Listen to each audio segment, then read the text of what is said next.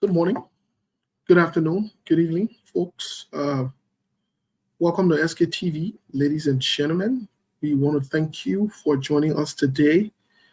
Uh, as you can see, the topic, what's on your mind, we have a lot to discuss. Um, we are going to be kicking off here.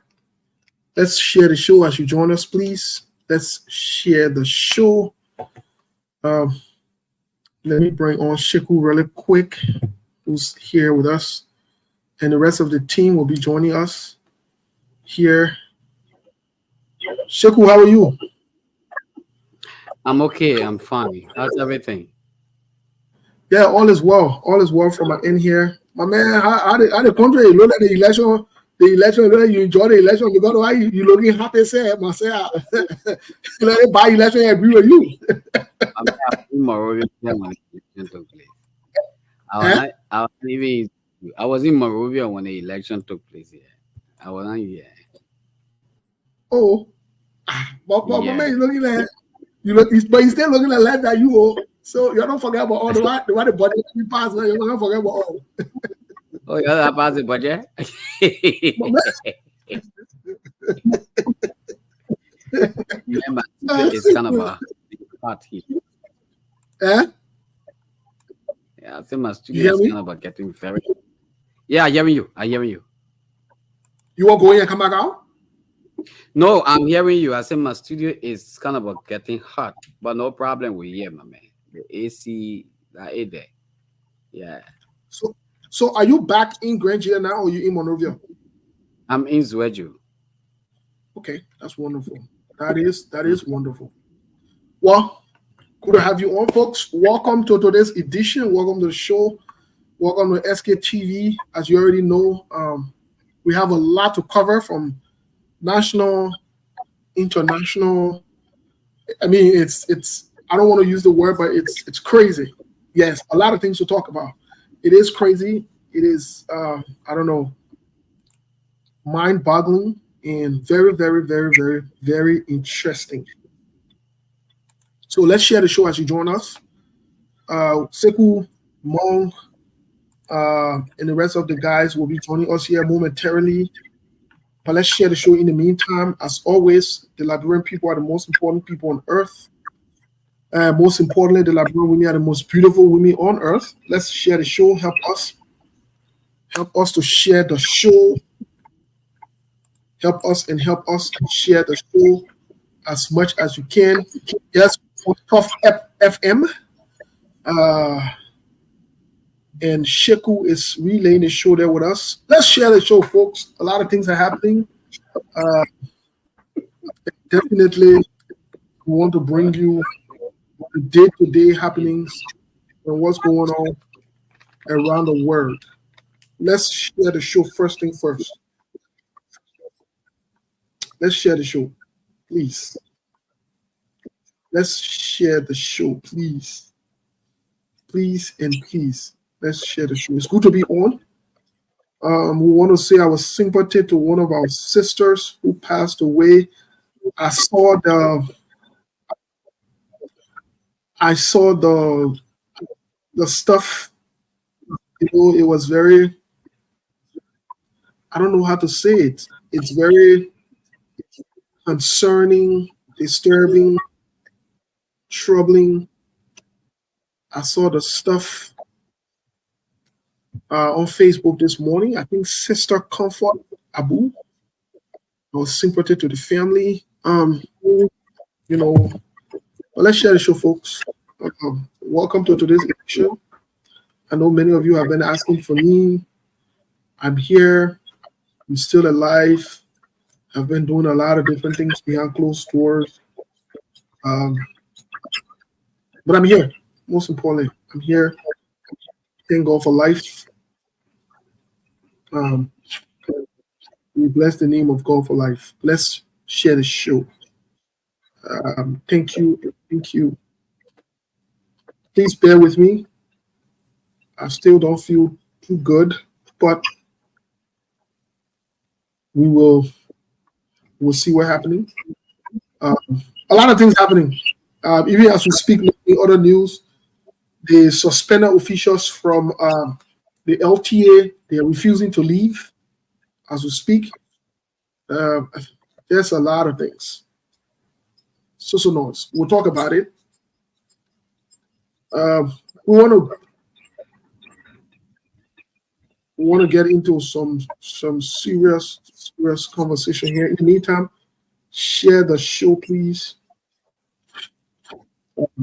Share the show. Don't feel too good, but hey, let's share the show, folks. Let's share the show. We have plenty in the Thursday afternoon. We have plenty in the Thursday morning. Let's share the show. Yeah, the call has been giving me a hard time. But we'll make it. We'll make it. Some kind of way we'll make it. We'll face things. They're not easy, but we'll face things. We have been working on things behind closed doors, so we'll face things. They're not easy though. It is not easy. Well, folks, welcome. We're getting to other news here. Our president, our former president on the other side, from an international standpoint, our former president,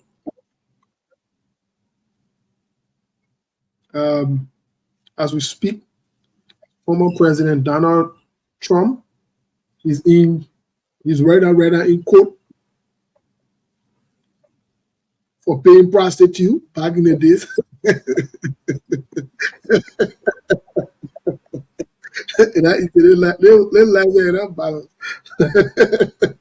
Our former president Donald Trump Ford is a big league. We'll talk about it too. We'll bring a story here. We'll bring a story. We'll bring a man's story. Yeah, you know, team, my brother. Same we'll bring a man's story. In other news, we also have updates on Stanton Witherspoon on the story. We'll bring it up to that we honor. We told you we follow everything. We're not telling. We can't leave it. We'll bring your update on Stanton Witherspoon case. Remember, on the 28th, he should have been surrounding himself to the courts to be incarcerated or to go in jail. But we got it up there. We'll let you know what is going on. We'll let you know what is going on. Oh yeah, you know, we're coming right now. We're coming tell you. We're coming getting other news. In other news, we're coming tell you just when Sheku is done with updating on what's going on in Liberia at large, we'll bring your other news, international news first. I will bring to you. We the ones who will be checking. We're not so check. We don't want to discuss it. We're not checking.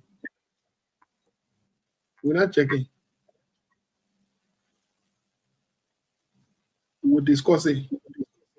Yep. But anyways, folks, thank you again for sharing the show. Thank you so much for sharing the show. To those of you who are sharing, the good thing about it, when you share, we can know you share. When you not share, we can know. So if you lie, we'll know. So don't bring no lala bin here. Right? We're not in lala bin. Yeah. The whole show will be that open mic. So when you vet, those of you who could get vet, those of you who come here with your emotions and you want to get vet, we want to welcome you. Put on your vestation hat. You go to the Umba. The show will be hot. The show will be really hot. Really hot. Let me tell you right now. The show will be hot. Get a spark plug. Without even checking. Nobody's to be here. By the way, folks, in other news, let's bring you other news. Quickly, let's bring you other news. Let me go to it. I won't read it. I don't want for you to say that they say. You're hearing from SKTV. I won't read it. You're reading it from the where are you reading it from? So you just let me know, then I can put it on the screen for the audience as well. Oh, maybe I'll have to send it to you. Yeah, if you can. You want me to send it to just send it to me. Yes. Yeah, the thing about it, I still get issue now because I didn't even get your number. And I can't get you my let me put my number in it. Let me put my number in a what they call in a private chat room. Yeah, right here. You can see me typing there, right? Oh, you can see it. You can see it, right? Yeah, just when you. Yeah. So that number there, send me a WhatsApp message. I will send it to you so you can post it. Oh, okay, all right. Let me see Yeah. if I can have it. +1, right? Yeah. The other DJ they don't call it for security reason. I don't want noise. Yeah. Another one. Yeah, because I'm going to they didn't know what I be talking funny thing. I don't funny low. I don't want to be Anyway, folks, quickly we want to bring you an update on Stanton case. You remember Stanton is a confessed criminal in America. In other words, he said that the American people that they want to say that truth did it. He stole money from them. He brought out fake documents.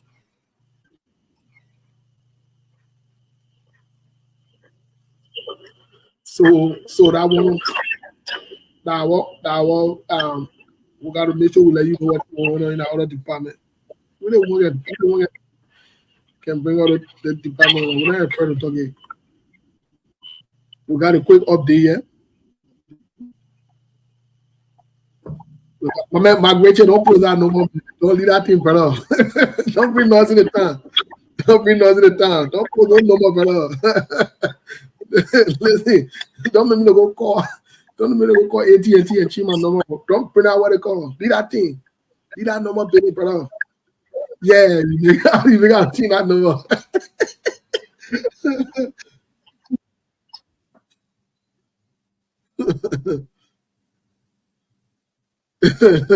Oh, you try it better. Anyway, my man, when you send me a message on that, shake down.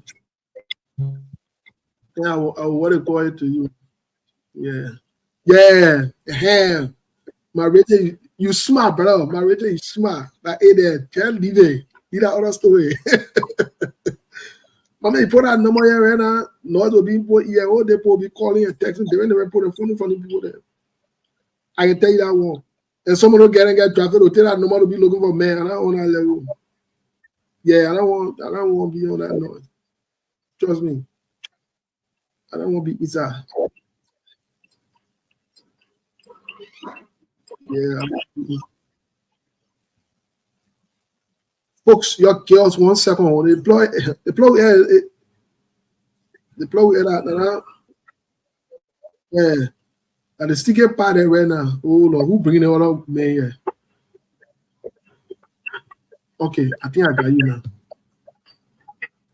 Folks, just give me 1 second.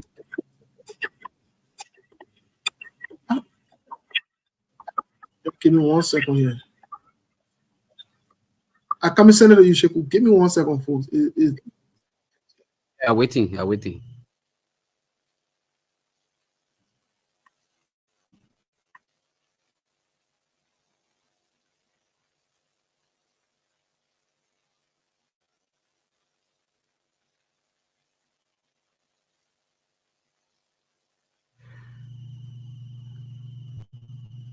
Folks, if you're just joining us, I'd like to say welcome. It's 17 minutes after 6 o'clock, and SKTV is now live on Top FM here in Zwedji Grand, Judah County. Steve is there in the studio while we wait the other people to be here. Yeah, let's see here. No, but my man, what kind of music you can bring with Grand Judah about you up there? We not on football been today, but yeah. Man. Let me send you that thing real quick. Let me send it. We'll start with our former president Donald Trump first. Let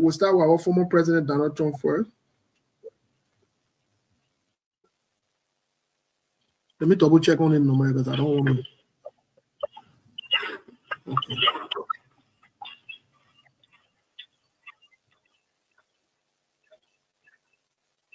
Yes, hello, Steve.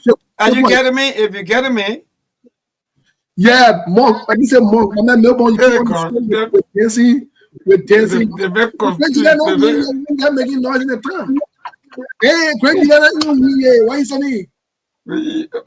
Look, Steve. That's how you can win your game. Mama lead that Let me team, tell man. you. That That's black. how, because when the referee want to do anything, that's how you can put fear in a referee. But Yes, anyway, so good evening and thank you. What's up? What going on? so to go tie your head, that rebel and get flag away to that what they call it again. Read that story, brother. Yeah, you tie your head, both flag away, you won't get that story. This story. Yeah, this story. But yes, very cool, Sheku. Thank you. Sheku, before you put that up, before we put that up, I will add it on here. I want to start off with other news where our president. Let me hear from you and Melbourne quickly. Let's hear from you and Melbourne as to the updates in Liberia. What's going on in Liberia? Sheku, let's hear from you first, and we'll come to Melbourne. Sheku, what's the update in Uh, the country? yeah, I'll give you update. I will give you the update from Grand Jude. Uh, the by-election is finished here. It has already finished, and Jeremiah Soan happened to be the winner for the by-election. He will be speaking tonight at 8 o'clock here at Top FM, and the superintendent will also be hitting the county on the 4th of May, and then on the 6th there will be an official induction ceremony held here in Zueju, Grand Jide County.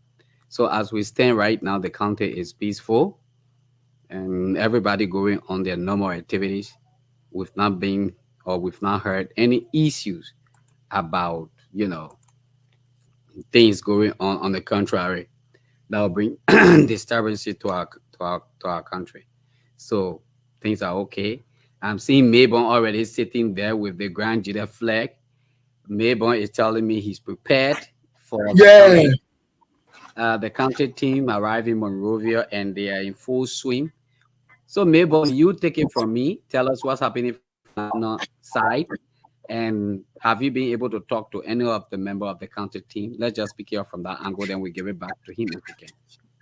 yeah. Thank you. Yeah, thank you. Thank you. Yeah. We don't want Go to hear ahead, talk. the football part. We also want to hear about how the country is, from a political standpoint. Because I won't grant you when bouncing around with, slow down today. Put yourself together.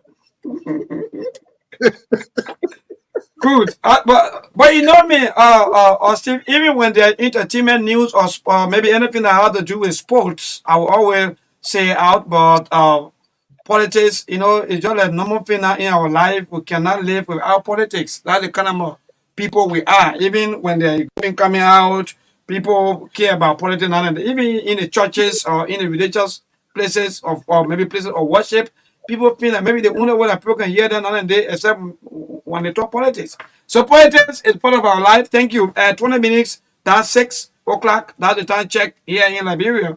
That means it's in the evening time. And for a matter of fact, today is the 26th of April, the 4th month, and the year remain the same, 2024. So many things happening, like you were asking.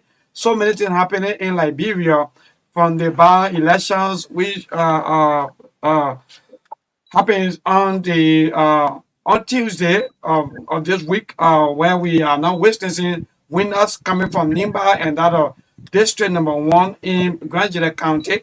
Also, the Supreme Court ruling against the government of Liberia about their nominations of people into tenure positions, and the Supreme Court ruled that in fact that were procedural errors, and yes, so many things. Apart from that, also on today again, another beating happening with our president also suspending all of the commissioners at the LTA, and also we hearing another news coming from the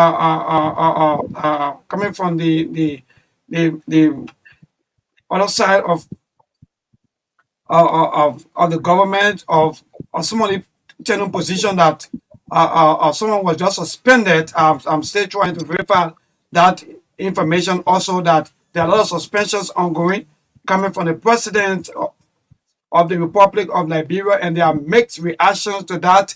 People are claiming that in fact it's a witch hunt. Others are saying that that's not the right way to go. Others are saying that this is not the kind of government we want with the kind of experience and so forth.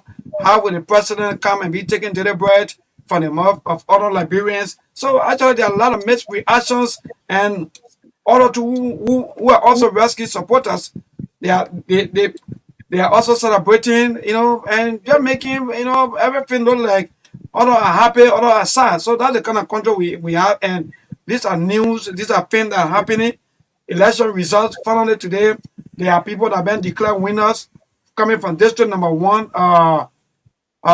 Jeremiah Soan also has been declared winner in district number 1, Grand Jede County. So indeed, and the county sport meets also, the quarterfinal will be played on tomorrow. That is Saturday and that is Sunday between those teams or those counties that are qualified for the quarterfinals. So Steve, indeed, there are so many things happening as we go along. We're going to tell our people, but the budget hearing also is at the lower house, and the House of Representatives also giving their own points, giving their own views about the budgets as to how they feel, as to what needs to be done. So indeed, so many things happening.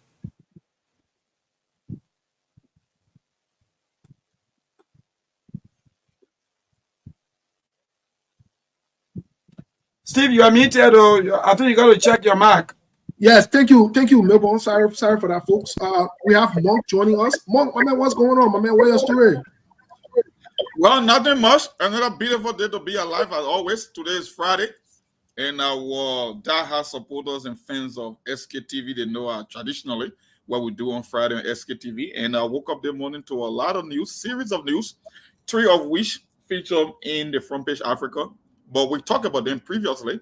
I think 1 or 2 of them. We talked about them previously, and the front page Africa reiterated exactly what we said from a few weeks ago. And it was mostly about the whole ruling from the Supreme Court and the executive order. I will say the action or letter or suspension coming from the president. It was Joseph Boakai way of showing his middle finger to the Supreme Court. That's how I'm going to term it. But it's all politics at Liberia. That's what the voters sign up for. They want to establish Liberia like a classical. I keep saying it. Barcelona versus Real Madrid, unity party for the CDC. You shouldn't look at any tail or full option, because if anyone can do something, the other person will say, I can do worse or I can do better than what you thought was better.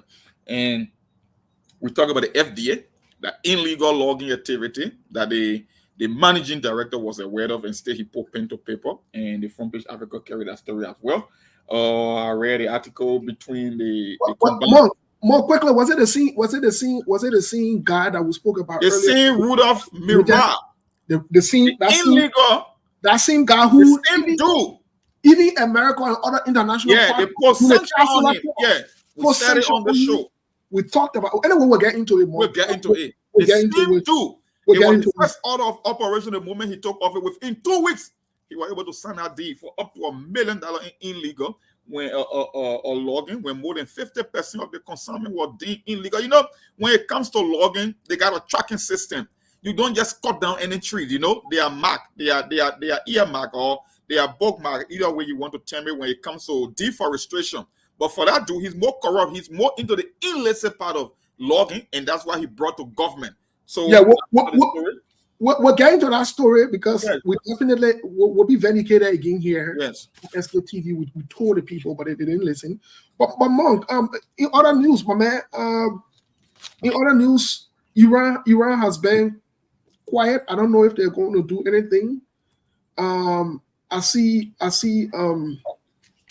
Russia is a little jittery based on what was passed by the U.S. Congress in support of Ukraine.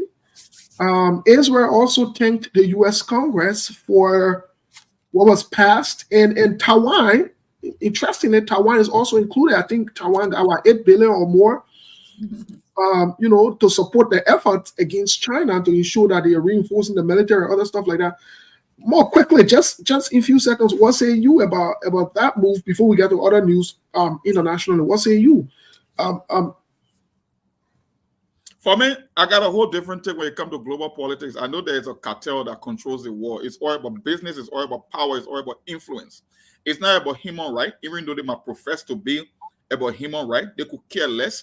you will not be calling for somebody using disproportionate force against Palestinians and at the same time increasing their military spending, passing bill in the U.S. You know, if you give money to Israel and weapon, what are they going to use it for? You know that. When it comes to Iran, Iran is mostly aligning with the China and the Russian side of the chessboard. We all know what's going to happen. Iran will keep extending her influence by using proxy because Iran know you don't want to confront Israel in a conventional warfare. So they will use their proxies to do damage in Israel through Hezbollah, the Islamic Jihad, and all the Houthis rebel in Yemen. And that's just why it is. Now, Taiwan is a little bit kind of afraid because Taiwan know that China is just watching with the eye of an eagle because they know they will be the next target. Because China, I told people at the end of the day, you're not going to change the narrative. Russia will get Ukraine, China will get Taiwan. It's almost like you got a problem. No. I want to disagree with you on that. Russia will get Ukraine aspect, especially with the fundings that came through. Monk, there is no way. You know, we're not going to spend more time on it today. We'll definitely elaborate on it tomorrow. But that I want to disagree. But here is something I want to bring to you. Currently, President Donald Trump is in court in New York. He bouncing around. David Pecker, who has been with the inquiry, was one of the guys who's testifying against it. And folks, just so you know, the reason Donald Trump is in court, Donald Trump paid money to prostitute back in the day to eat something. Let me say it on the radio. So it brought noise. That the noise that behind him now. So I mean, there's no other way I can say it. I just gotta say it like that. You know, I see my boy, maybe I'm shaking his head or whatever, maybe. Is that a crime? Is that a crime? Yeah, you know. What ask more about that? Is it a crime? Melbourne, when you have a candidate in America that nobody can beat in a free and fair election, they found a way to come after him. Can you imagine the case in New York? They exceeded the statute of limitation. It was more than 16 years before Donald Trump even ran for the presidency, right? You know what they did? Also, why did they hold Margot Cohen doing Donald Trump? Let's Margot Cohen is a pathetic liar. No. It was Donald Trump's regime that put Margot Cohen in jail for the same case. Why did they didn't say exceeded the statute of limitation? Why did they didn't say that? Why? I said it on the show before. I said the Southern District Court of New York 2 years ago, they saw there was no merit to that case. They dropped that case. Margot Cohen lied in the process. Margot Cohen wrote a check with the expectation of getting paid back from Donald Trump. So I get you if you do it, and if you don't do it, I will say find a way. You know, they get something that say an accused remain innocent until proven guilty.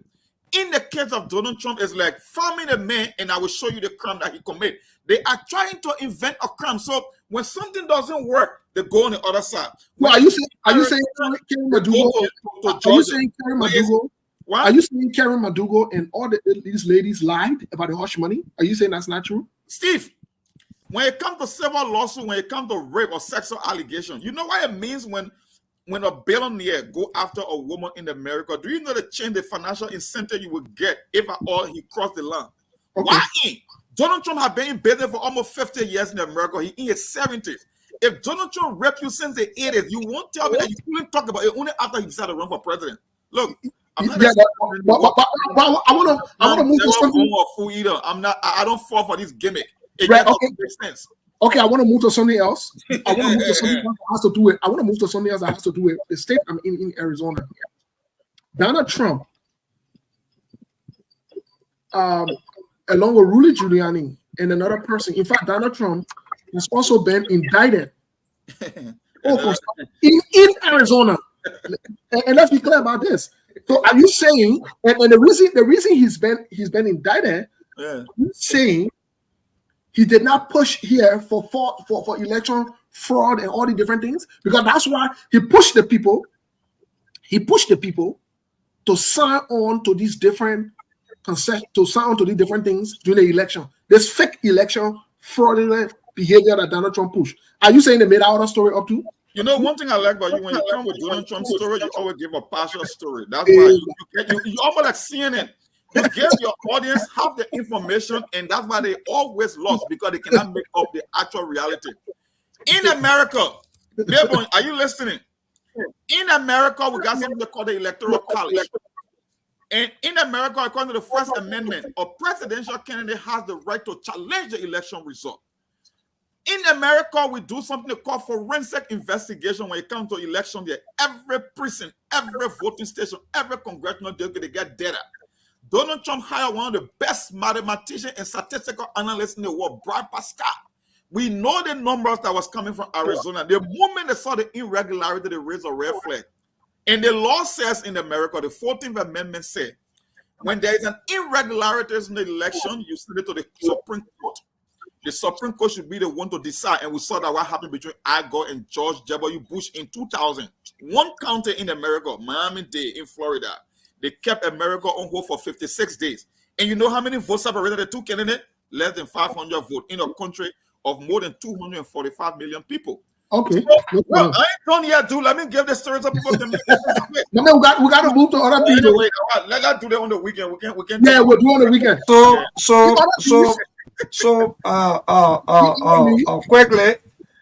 Quickly, we are watching live from the LTA headquarters. Yeah, we're coming to that. We're coming to that. Yeah. We're coming to that. In other news, one of our Liberian brothers, one of our Liberian brothers, who is a confessed criminal in America, he confessed to fake documents. He owns the Spoon Talk, as all of you are aware. In his case, about 114 million United States dollars. That's what he had. He was supposed to be going to prison on the 28th. Sheku, I beg you, can you please post that? Monk, I sent it to you as well. He has asked for another extension. And let me read it to you quick. He has asked for another extension. You know the thing in America, let me say this to those who are listening on the radio. The thing in America, even criminal don't get right. Let me say it to you. That thing where you can just catch criminal in Labrador, you beat them, you kill them, or you do anything, you don't do anything like that. You turn it over to the police or to the authority, and the authority takes it from there. I think we had it. Okay, Sheku is uploading this. Let me see. I can see it's not uploaded yet. But I wanted to show. Okay, very good. Here's a document. Let me read it really quick. You just saw it. Okay, now the document right there. So from the court, my people, yeah, it says here, on a post order to extend surrender. So that means the man, so Monk, you got a document right so you can read it there and put it in simple English code, then we'll move. Monk. Yeah, hold on 1 second here. Let me see. I sent it to your WhatsApp. On my WhatsApp. Yeah. Okay, let me see 1 second here. I will soon get that. Yeah, I can see. I think you sent it earlier. I don't know, for some reason when you send me WhatsApp, it won't appear in my inbox. I have to search your name before it will show up. Yeah, because B-ball. My nigga just show up. Wherever to. Hold on 1 second. Yeah.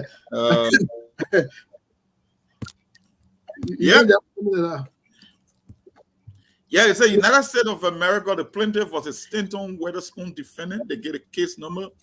They say on opposed order to extend surrender. They say the case having come from the court on the defendant. What? I mean, the thing here is so blurry though. Like somebody. Yeah, they say the case have come before the court. So I don't know what I can do. Yeah, your traffic, and I don't know. It's too blurry, almost like somebody took something, a picture, and it's like a shadow of what. Let me use my own eyes here to see what I can screen it. Yeah, try from that side. The case having come before the court on the defending unopposed motion to extend surrender date, and the court being fully appeal of circumstances, it is hereby ordered and adjourned as follows. The defendant's unopposed motion to extend surrender date is granted. The defendant is set to surrender on July 28, 2024 at 12 p.m. Done and order chamber in Broward County, Florida, Yes. this day of April 2024. That's Thank you so much. Thank you, Seku. Well, folks, to my Omar and my papa, and all that Bibi Bona Seku were reading journal. They say the men will go to jail on the 28th.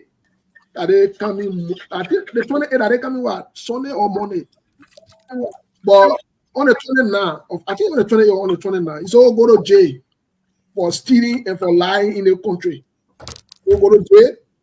But in the country, when you're supposed to go to jail, you get three requests 3 different times. Oh, you are listening to me? You say what dancing. Mom can hear you. Oh, sorry, though. You got 3 different times that you can ask for extension. So you know, ask for extension one time. At the second time, you ask for extension. That means you get one more to ask for extension. If you ask for extension after July 28th and they give it to you, it's over. You get ask for extension again. You gotta go eat it down. So I want to say to Stanton, openly here, whether he have for extension, he not have for extension, he will stay eat it down here. He making it left high and he making things happen for himself. Let him be creating different line going to the court and say, oh, for example, you can go to the court and say, my man come and die. So I beg you, I want for you to give me extension. The court will say, we don't get problem. In America, we can work with you. But we know say you will do the things you want to do. You will do it. So that one, and not in a while, we're not going to issue with that one. You will eat that time, my brother. We don't worry about go out for extension again. And at the second time, the third time, you have an extension. We're granted to you. But after the third time, you have an extension. I don't care what's going on, you will have to eat it down. So our brother will still eat it down. We will not get a problem with that one. He will still go to go do the things he will do. He will still eat it down. And we'll wait a minute waiting for you over there. When you're going to eat time in jail, a minute waiting for you in there. Don't bother who over there. They can be doing volunteer there. They're there waiting for you. So when you get there, they will handle that other situation there. But in the meantime, let's move on to Liberia. Even as we're sitting here, I know Milton was talking about it. There are some officials from the LTA. From what we are getting here, even they have sent the LMP, some of them, they send some of them there to LTA headquarters to make sure that everybody that leaving the building or entering the building, they make sure they check them, and some of the people are refusing to leave. Well, that's where we are today. This is the rescue, and rescue means rescue. And you know what I mean? Let me say this today. You know what I mean? We agree. I stand with Joseph Boakai on any way he want to run the country. He is the president. I'm not here to fight against Joseph Boakai. Let me tell you today. If you think I come on this show to can't criticize Joseph Boakai, you're wasting your time. I'm not criticizing Joseph Boakai. I accept, agree, and work with the rescue team. Anything the rescue team do, I support it. That's why the Brempo also will support it. And with the rescue team, you're here today. I with my papa from Lofa. If I'm from Lofa now, so what thing? Lofa man there, so where they go? I support the Joseph Boakai. Anything Joseph Boakai do, I support it. In fact, the only thing I get partner with Joseph Boakai, that thing that came from the Supreme Court, he not sort of agree with it. He's president. He not sort of agree with it. Joseph Boakai not sort of agree with that thing that came from the Supreme Court. But saying he agree, good thing is saying he agree and we decide to do another thing, even though we agree, but we don't want to agree and then do something different. Like it won't work. So your leader, Pape. I think when you're talking, your BB boarding your LPA and the Supreme Court. I want for you. Not care. We don't care. The same thing Joe we had there will do the same thing too. We'll do it. All the mistakes Joe we had there will make that same mistake. If I would do worse, we will on the rescue team. We are part of the rescue team, and y'all need to behave yourself, and y'all need to sit down and watch. That says, yeah, man, y'all will be jealous. Look, Monk, you will be jealous. Melbourne, you will be jealous. Sheku, you will be jealous. We don't care. We agree with everything we are doing. Y'all be jealous all y'all want. Let me get to you where you're jealous, because I know that I saw a jealous conversation you're coming have here today. So let me get to you real quick. Let's start with Melbourne, because I see what they're way hard and celebrating. We think so we care about y'all. We not care. Remember what you say about what's going on before we get to Sheku and then we'll get to Monk. Me, I think telling you I agree. Thank you, Steve. Actually, myself, I was thinking the same way you are thinking because, if you are looking at the buy, the worst, and and you choose. That's what we choose. And Yep. indeed, you are correct because what I'm watching right now is just so terrible. It's like, in fact, we are in the PRC time. This is not the type of life that we pray for. Joseph After Boakai the was war. promoted. Look, take what you call the PRC. Joseph Boakai was promoted in the PRC government. You know that? You know that? Jesus, because that's not the kind of life that we pray for. Joseph That's Boakai not the kind of life. was the government.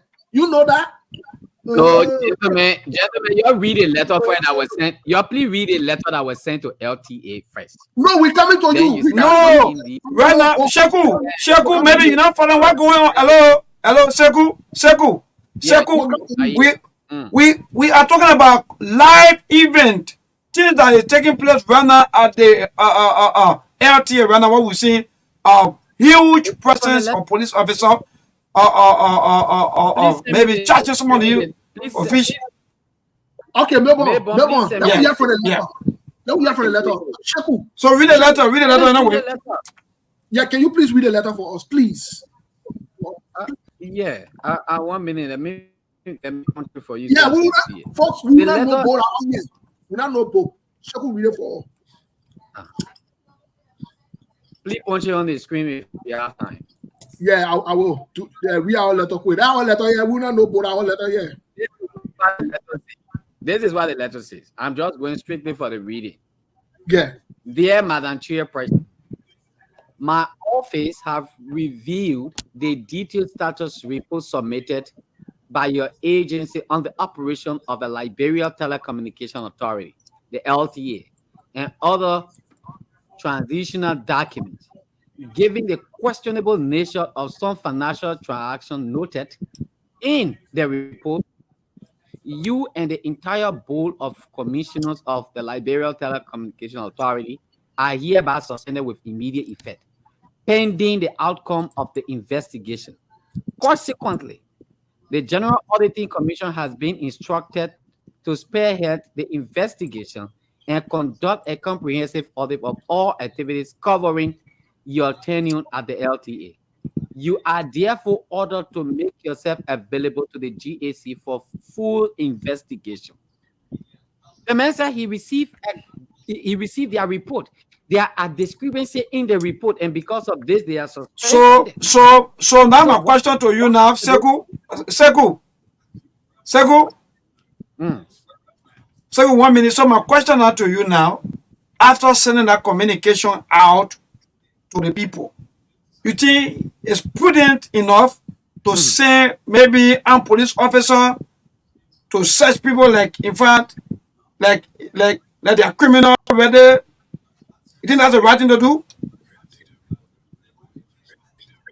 Maybe the question you're asking me, the man said the people should make themselves available for investigation immediately. He used the word immediately. Make yourself available for investigation immediately. To whom? To GAC. So it's possible that Good. it's GAC who Good. are going there. So hold on 1 second. Yeah, let me Good. ask, Yes. Let me ask you a question. Because this is very interesting. Hmm.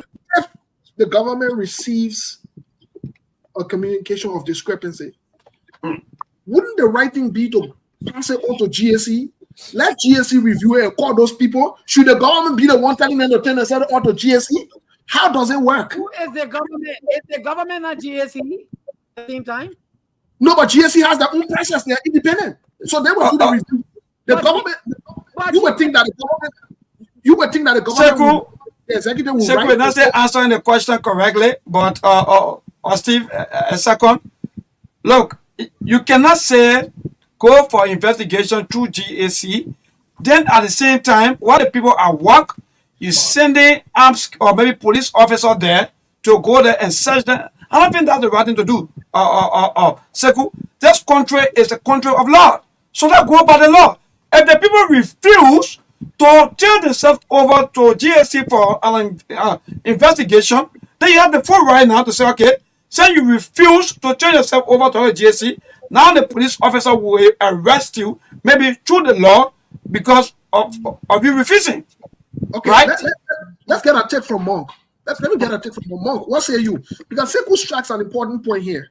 The letter is clear. I agree with Sekou to some extent. I'm just concerned about the procedure, how it's done. But Monk, what say you though? Do you think I read the letter and I read the press release from Kula Fofana.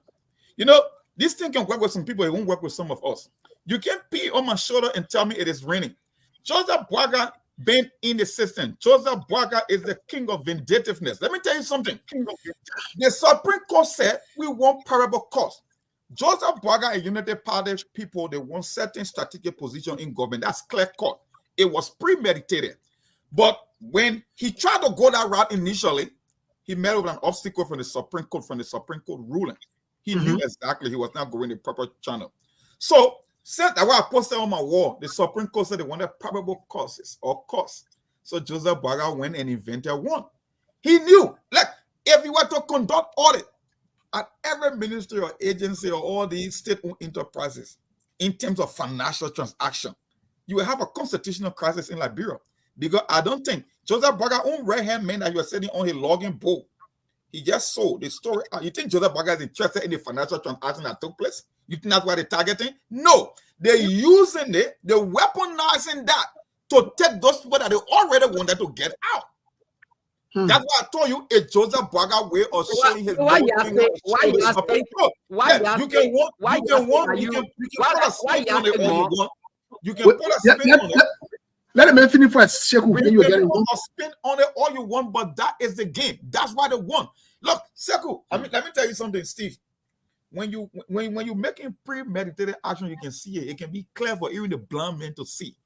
It's not because of this audit. I bet you think that Boaga will conduct an audit at the FDA or at the Liberian or company with Jacob Akoli with all the irregularity people being reported? You think he's going to commit to that process? No. Joseph Boaga already wanted those people out. So he found this particular so-called internal investigation using the GSC as he weaponized their action to get rid of people he already premeditated about getting rid of. That's end of story. Either way you explain it, you can read a letter, you can read a press release. It was all premeditated, and that's exactly what he did. The Supreme Court said, I mean, probably will call this, okay, I will look in the executive. I can see what we can do here. We can maneuver and come up with a reason to get rid of people who already wanted to get rid of. That's just the right reason. But Sekou, let me ask you this question before you react to before you react to Monk. I want to ask Monk one question. No, I want you to react to this while you're responding. Sekou, go ahead and respond. I got a call from one of the representatives. Yeah. Okay, good. Brazilian Monk, what yardstick are you using that the letter of the president is a purported story to match what the Supreme Court said because they need to find a fault? Now, I would say that this is completely a mere perception. The way you think, that's how you exactly brought it to this table to act like, this is what the president meant. You are not in the office of the president. You've not been able to sit with him in the last 1 or 2 weeks or call him directly for him to tell you that this is the reason. We have not seen the report that had the financial discrepancy that make the president vexed or making him angry to suspend these people immediately. More precise. There is no law that tells you that these tenure position holders cannot be suspended if they are found in some sort of things that apparently don't go down well with the president.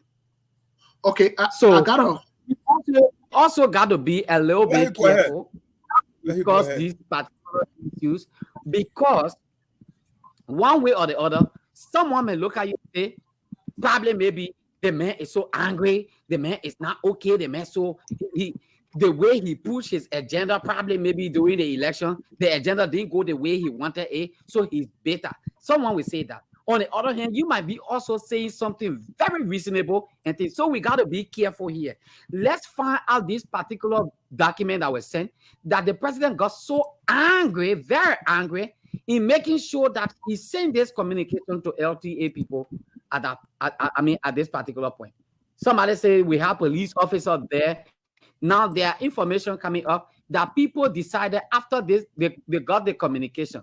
People decided to also take away government property, like laptops, like computers, put it in their vehicles, and then take it away, and some other important document. What will you say about that Brazilian? So folks, guys, Yes. So let me address it. Ask him. Hold on, please. I got Representative Yega Koluba on, and let's get the representative on. Then we can have our reactions to these different conversations, please. But Monk will give you the opportunity. But let's hear from the representative really quick. Let you go ahead. Let you get chime in. So, Representative Koluba, welcome to the show. Thank you, Steve. President Bond, to all of you people on the show. Let me say good evening to all of you people. Look, I said on your show before that Joseph Boakai said, I don't care how the Supreme Court rule you will move to people. Go back to some of your recordings. Go back to it. Look, this man has just said to us, not only a dictator, but a monster that want to carry the country back to the dark days. So you finish suspending the people now. After you are going to send the report to GAC, GAC peruse the report and come out with so funny, then you suspend the people. But you suspending the people, then you sending it to GAC for what? When you have done your investigation already, and your conclusion is to suspend the people, then why are you doing this? Why are you doing this? Look, Joseph Boakai do not mean well for this country. That's harassment. They are harassing the people to the highest. He doesn't want to employ his family people and associates. So he found a job for them. Let the owner there and other people. You can do that to cause problem in this country. Look, I can assure the Liberian people that I can call my Joseph Boakai a better Liberian. I will not regret for my statement. If it's a threat, let me for me. So quick. Because it's complete wish on. We didn't bring change for this. We brought change for the best, not for this that is going on. So I think, irregularity. What do you call irregularity? Why didn't you send it to GAC to do the investigation? Right. So Representative Koluba. Joseph Boakai. But Joseph Boakai regret the minute in the second he got to know me. So, Representative Koluba, here's my question to you: Is it the normal process that the president or the executive would just do the research or the findings based on the report that were provided to them, according to them, and just proceed to suspend people, then send it to GAC? I thought they would send that report or the findings to GAC, let GAC corroborate the information, call these people in for investigation, suspend them or take the necessary action. But it seems like they're doing the opposite. Because Joseph Boakai have never worked on solid security before. Anybody think Joseph Boakai worked for the same year in government? Is that true? Anybody think Joseph Boakai went on any for 12 years? Is that true? Look at the way he's proceeding. Joseph Boakai is proceeding. Blamado himself got on he's proceeding. I don't think Blamado could proceed that way. I don't think so. He's proceeding the wrong way, infringing all the people right, and harassing people. That's what Boakai is doing. Because he want to employ family people. He and bring way there. That all bring way on. Look, but let me tell you something today. 2029, when Joseph Boakai leave power, people will be prosecuted. So you won't get all American green folk there that will come here and people in the place and think, because you get American green folk, you can go to jail, you waste your time. People will go to jail, you can get an American heaven book. People will go to jail in the country after 2029. We put people in power to prosecute people. Because Joseph Boakai can come in with people to steal, so they're not prosecuting nobody. City and company. They are saying as they said. I said on the show that the city and people carry Joseph Boakai shot to Frita. And they were going to give him money in city and remain in the country. In city and not in the country.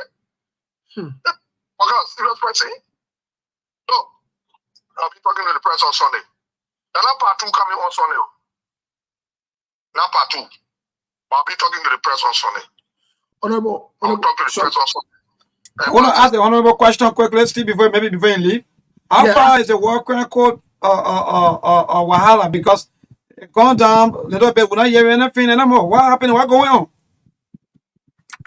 So I should be leaving the country on Wednesday to go to my surgery. And the people are trying to play a game with the war economic code. The president made commitment to people that I know. Jeremiah made commitment to people in Canada that I know that are out there. The president needs to release the executive order. Look, when the code is placed in Ghana, all the constitution you talk about will be a special code. So people are depending on the constitution say, okay, executive order to ourselves, give the code in Liberia, okay, executive order to yourself. It's wrong with the code will be taken to Ghana. We will go there and I jump out from here. You go there to go and celebrate ourselves. Okay. Monk, you have any questions? Sheku, do you have any question for the honorable man? Because I do have questions, but I want you guys please. I don't have any question for Yeke concerning this whole issue. I don't right now. For me, okay. We have a question for Yeke. Yeah, Sheku, go ahead, please. Yeke. Honorable Koluba, how are you? I'm okay, Chief. Okay. Now, this is my question to you, Chief. What did you see to bring Joseph Boakai to the people of Liberia? Merely just after 2 weeks after the election and he was announced, you went back into opposition. What did you see? So in the first place, Joseph Boakai lied to me as an elder. You know, Joseph Boakai is the first elder that he married a woman, but the woman married. We'll talk about that in my press conference on Sunday. That is not for your platform. Joseph Boakai told me that he will not wish on. He will go by the law. They taking position. Was it only Joseph Boakai that he came? What did he say? What info he made? Or was he sleeping at George Williamson? So if I knew the table of Joseph Boakai that was jogging when I thought he was very old, he needed to give space to the younger generation, and he decided to jog. If I knew this was the Joseph Boakai, I was not coming to vote for him. Let me be very frank with you. I'm not regretting voting for him. I'm not regretting voting against George Weah. But he will regret why I campaigned and voted for him because he's proceeding the right way. Every time people try to say, oh, you get everything saying that too, but it's too soon. So what soon? Did I sign a document with somebody that will be talking in 4 months? No. In reality, Joseph Boakai will hear me when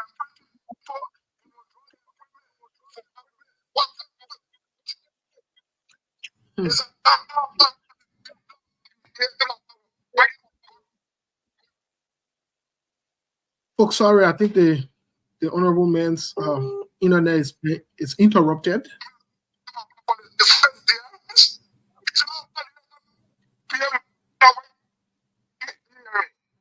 We can hear you now. We can hear you now. You are breaking up. Okay, clarity. According to the working government for the sales you have to pay and all have food to eat and be in a counselor. Why they send you to check irregularity to GAC? Move our course. Send them to GAC. The GAC is sending funny. You use the GAC funny because GAC is an integrity. So that's the funny. And you use that funny to move them for a cause. And now you get a cause, you say, I respect the law. What law you respect that? You respected the law before you carry on to justice. Moving to the people and searching them and doing justice. Well, Honorable Colbert, let me ask you this question. I know you have been flagging some of these things from the get-go. Do you think this will be restricted just to the LTA? Because we're speaking about the LTA today. Do you think they will find other things for other agencies to go there to get rid of them? They're going to all agencies. What they want to do is to achieve on this one. They're going to all the training position. They will change all. Because Primway didn't get a list. Primway want to become president. Yobi want to become president. So they get a list for those training positions. You know, Yobi and Primway are the embarrassment in the country. I regret ever knowing Yobi in my whole life. She's a complete embarrassment or disgrace to this country. So sit down. We front on George Weah, President that George Weah about certain things. Isn't that going on right now? Are they forgetting justice? What rule of law that Joseph Boakai say he will respect? Yeah?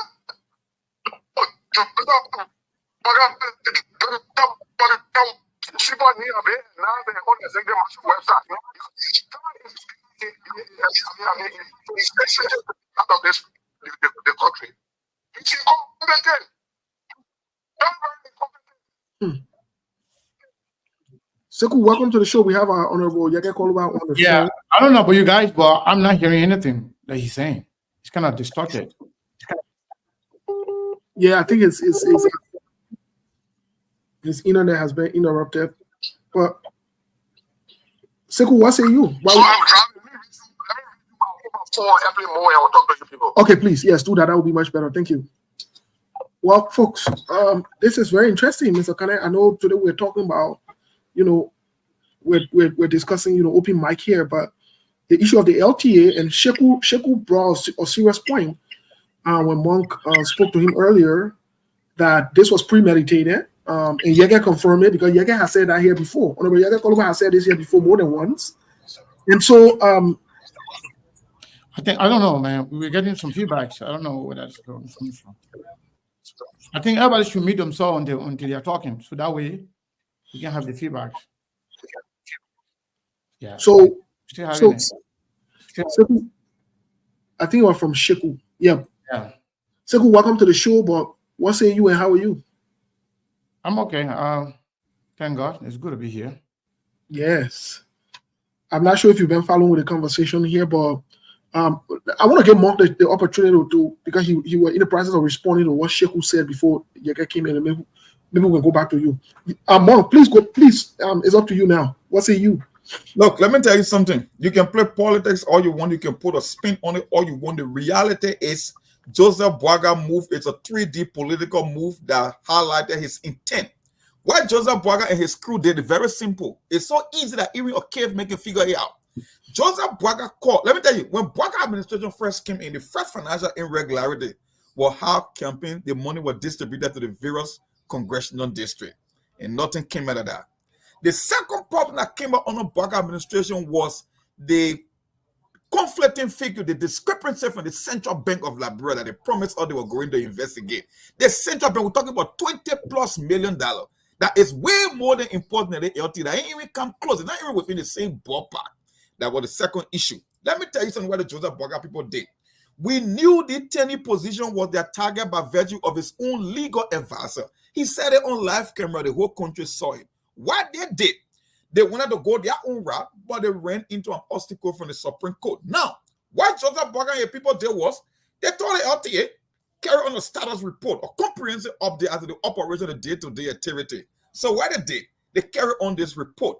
When they submitted the report, they skimmed through it with a fine comb and say, you know what, we already want to get rid of these people. We will just look for, we will pinpoint it, we will cherry pick and find issues that we can use to go after them. And the Supreme Court ruling is just a confirmation. So what they did, when these guys, let me tell you something, Moses, if you run an organization and you know there are some illegal financial transaction and I tell you, say, Moses, I want to give me a status update. Do you think you're going to include those financial transactions in the report that you're supposed to submit to me? You will not do that. You will cover it. Now, what in corporate, they call it CYA. I can't call it LALA. We call it cover your, I think you know what I mean. So what they did, now, he telling them, he said, okay, we will use their own report, cherry pick between them. We will pinpoint it and then use it now because the Supreme Court already ran into a war in the Supreme Court because the Supreme Court said found probable cause. That's why I keep telling you, if you were to do a status update at every ministry and every agency and state-owned enterprises, you will have a constitutional crisis in Liberia because nobody will come out scot-free. So what they say, these guys were already on their radar. They say, you know what we'll do now? We will tell them, say we can suspend it at the GAC will conduct an audit. No, if you wanted to be transparent, you are going to tell the GAC to carry on the audit before their own internal report. He did it. Look, my man, I don't want to go far. I mean, like I said, it's so easy that you can just see exactly what is happening here. And that's what they did. Now, They could choose to slow walk the investigation because I know the people that are suspended, they are not coming back in a million years. That's it. They are done. The Supreme Court wanted probable causes, and Joseph Boakai found the probable causes. Now, they will say, you know what, we're waiting on the investigation from the GSC, and that will be the end of the story. Trust me, I'm on camera here, not on camera, but I'm on live radio. Everybody is listening, and that's exactly what's going to happen. Look, CAT is not right. CST is cat, and Joseph Boakai show his hand. This is Joseph Boakai way of circumventing the Supreme Court ruling, and we told him what was going to happen before he even made that move about the 10-year position. So that's just about it. Thank you, Mon. I know. Sheku will have the opportunity to get with you to get a response or rebuttal to what Mon said. But Mr. Kanem, what say you about this whole? Since you are just coming, what say you about this whole? I want you to get a Sheku. Let's get his perspective. Yeah, Sheku, let hear from you because and while you're responding, I wanted to ask this question. But Honorable Yaka call about on the phone. I wanted to ask this question to you. Do you think these things are mutually exclusive? Because these reports were sitting on the desk of the president. How come that only today, after 24 hours, when the Supreme Court rendered its verdict or came up with a ruling, that automatically they reverted to, okay, the man got a report or whatever it is. And you heard the representative too as well, who said, the normal procedure is the executive would do do all the assessment. If they find any discrepancy, they will forward it to the GSC. The GSC will corroborate some of these things and be able to reach out to these guys or the people involved and make a determination as to if they were suspended or not. But the executive already did that and then sent it to the GSC. What say you? How do you react to this? All right, thank you. Thank you very much. Let me first of all talk a little bit about Yaka Koluba before I come to this issue. Yaka Koluba make it very clear that he will be contesting against the United Party in 2029. This tells you that Yaka Koluba is completely into opposition, and there is no way he will come with any sort of praises for the United Party beyond reasonable doubt. Everything Yaka Koluba will bring out will definitely be issues that will go against the United Party, as he gain more strength for being latching at George Weah, and because the opposition forces saw Weah as a complete nincompoop, and they had to get him out of the way to vote the next government. That's how Yaka Koluba became. Don't forget, Yaka is paving his way even on these various media outlets. Let's leave Yaka. What a big word nincompoop mean? What it mean? What a big word mean? Because my people then text me now to ask me what a word nincompoop mean. I beg you. Help us. I want to leave with you. I'm not here to defend that one. I'll hold your phone. Okay. Let's come back to what you might call him. Let's come back to Mon. Mon, there is no way you will come back and tell me that because President Boakai sent in his communication that these people are suspended for discrepancy. You yourself, we have not seen the document that President Boakai read on his desk that he said these people, their reports have discrepancy, and because of that, they should be suspended, and GAC immediately should carry on investigation, and that they should make themselves available. Then you come back to surmise that Boakai is getting at them because he failed from the court. I don't want us to. Anyway, anybody have their own way of thinking. I will tell you, Boakai is the president of this country. Not that he can make mistake. Not that he doesn't want to appoint people in this position. We already know that he appointed people in this very position with some other issues that were brought forth. The court said, we agree. Boakai said they got discrepancy. Let's request for that particular document and see where that discrepancy is or are. Now, if we can find this document, for you and myself to come and tell people on this platform that it's a calculated plan for Boakai to get these people out, tell you for sure, from the other side of it, that's no, but you're confusing our audience, because you cannot use one document to find discrepancy. They carry on an internal investigation, an internal audit, so it means you only give me a single document. Now, when the GSC, after the GSC are carrying on an investigation, before you can come up with a discrepancy, you found discrepancy from multiple documents, not from one, especially from the people that submitted their own internal report. That is why I say it's premeditated. because he will have conducted, the GSC will have conducted her own audit, and then with the internal audit coming from the LTA, then you can find discrepancy. But you can tell if the LTA say, oh, go and do your own internal investigation and report, give me a status update, and then go through their own documents and you find discrepancy. How do you explain that to the audience? Their responsibility. Somebody can make their own document. We don't do that. Let's hold on 1 second, Sekou. Let me say this. I don't want us to sound like a bunch of unprofessional people that everybody can just jump in at any time.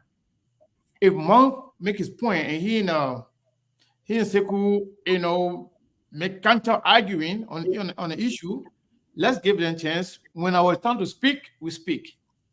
So let's do that. Nobody to interrupt. Steve, you don't want controlling the show. So go ahead, Sekou. Sekou, please go ahead. So this is my point, right?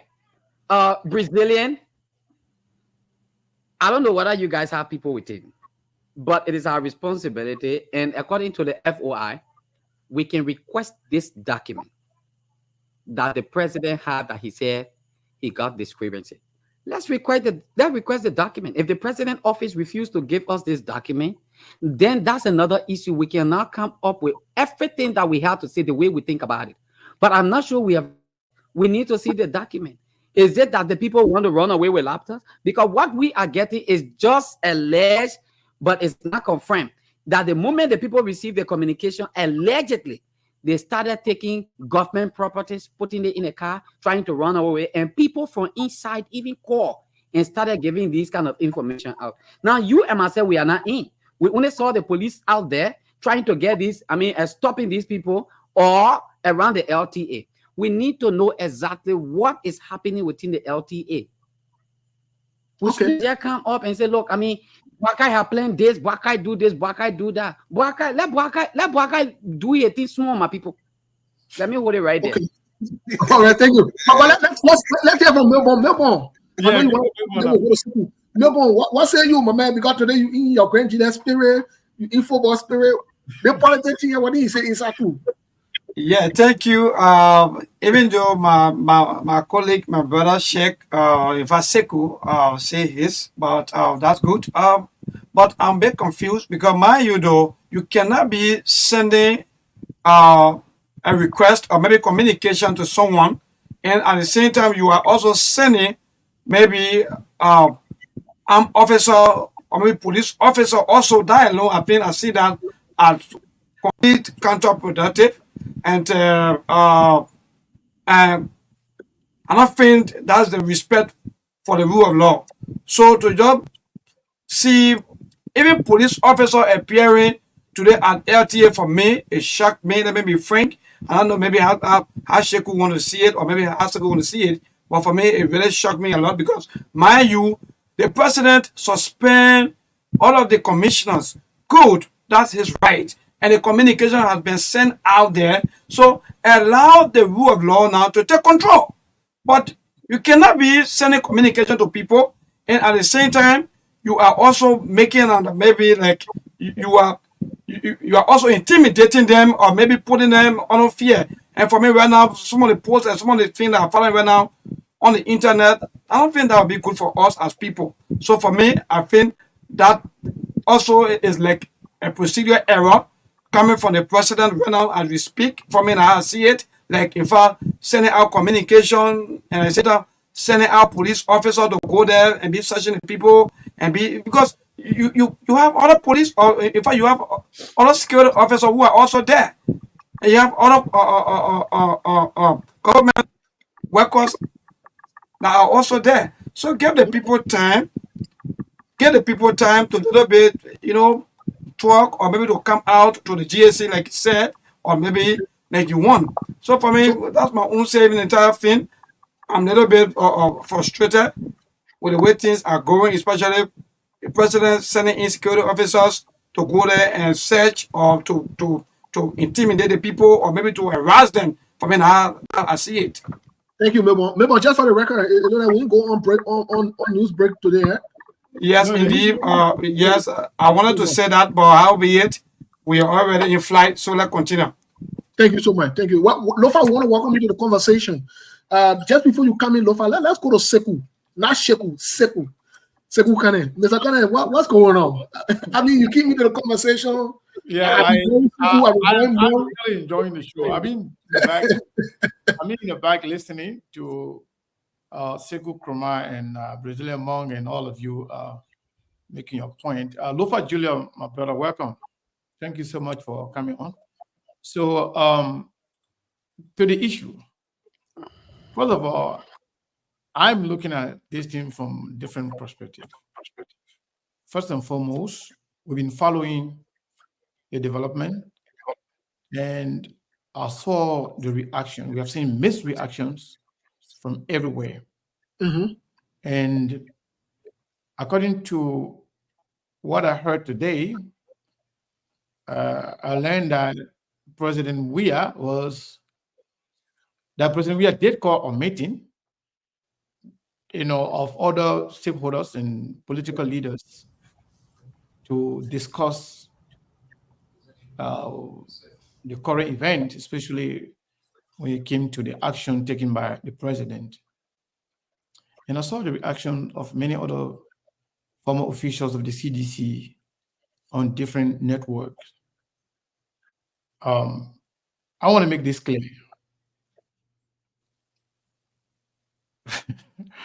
Joseph Boakai's action today, it should be treated with seriousness and carefulness. We should be very careful. Earlier on, whatever action he took, he didn't actually care about investigation. The bottom line is like a seesaw between the CDC and the Unity Party. It was the CDC time. CDC did what they did. Those who are running their mouth today, this is illegal, this is not right, this is wrong. If you look at the CDC government and their behavior, they are at equilibrium or even the worst. So not because you are not in power now, you're saying the wrong things. You're saying things that are illegal. Almost you did everything that Unity Party is doing right now. And those of us who are talking, lambasting or, criticizing the Unity Party government, what are you doing it for? Because you feel like it's not right. It's not in the interest of the country. But other people are saying it because they are not the one doing it, because they did the same thing and they felt it was okay. When we spoke against it, they said we were enemy of the state. So what am I trying to say here is that Joseph Nyima Boakai's action is premeditated, and not just this one. Every other action. SKTV made it very clear on this platform here, you can remember, that we receive a call from one of the members of the Unity Party government. Please mute yourself if you're not talking. It is disturbing the show. Everybody, if you're not talking, just mute yourself. When we're not talking, we mute ourselves so everybody can hear us clearly. Joseph Boakai government came with a mindset, remove all citizens from all lucrative position, employ Unity Party people or Joseph Boakai people or Joseph Boakai family, plain and simple. Because they said Unity Party, CDC did the same thing. When CDC came to power, all the wrong thing that they did, when you talk about them, they say Unity Party did the same thing. So it's like we are in cycle. Nobody seems to care. Nobody putting the country first. Everybody just believing in certifying themselves and certifying their political parties and their supporters. That's exactly what this is all about. If Joseph Boakai is saying that there was some discrepancy in the report, when did they come to realize that, first of all, they should have investigated, there should be some report, there should be some due process or procedure going on before they can even take them from there. Joseph Boakai removed the people then way before.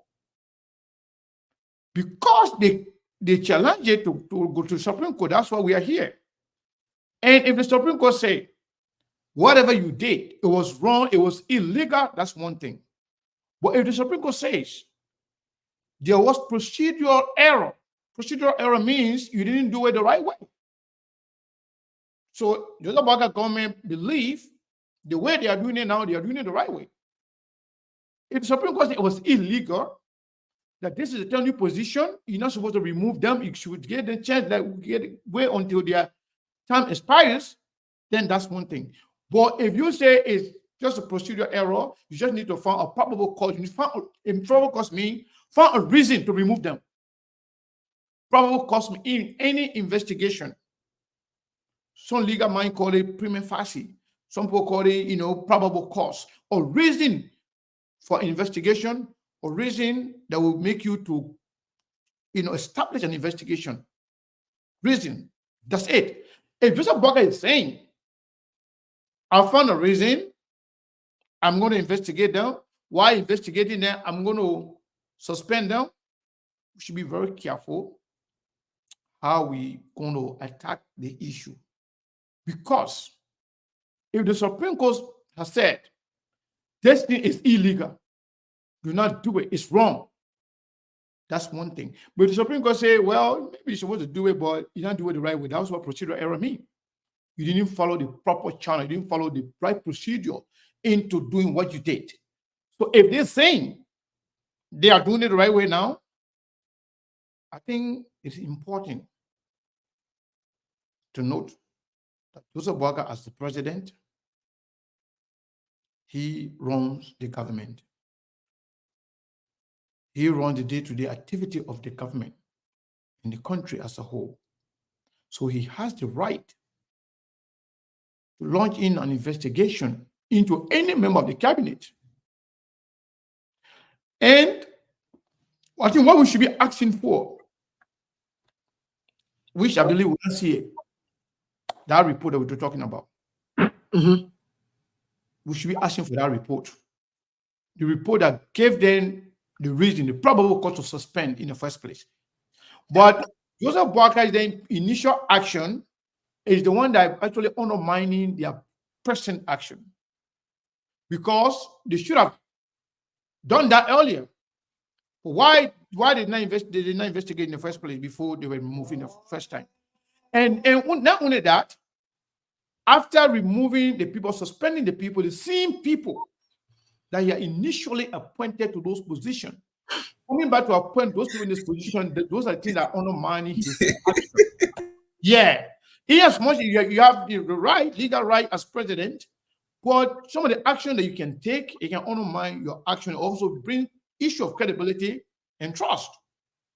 So for me, I would like to see the document in question, document that actually gave them the right to, to suspend, because the Supreme Court told them to find a reason, and they already found a reason. I want to see that reason. So then I want to ask you and Sekou this question. You and Sekou go before Lofa comes in. I want to ask you and Sekou this question. So since you guys are requesting a document of suspension, does that also mean the people that are suspended should not abide by any order, any suspension until they have the substantiated document to validate that? Personally, I'm not going to tell anybody what to do. Because we are a media institution and we are not political institution. We are like a twin mothers. We are between all of them. The government, those are in government, those are not in government. Let me tell you something, Steve. We can bomb off the Unity Party today. We say anything about the Unity Party. I just want to do it for the right reason. Right. I don't want to just be a follower or just, flying, with the noise. Guess what? Why people are fighting now? Because of 2029.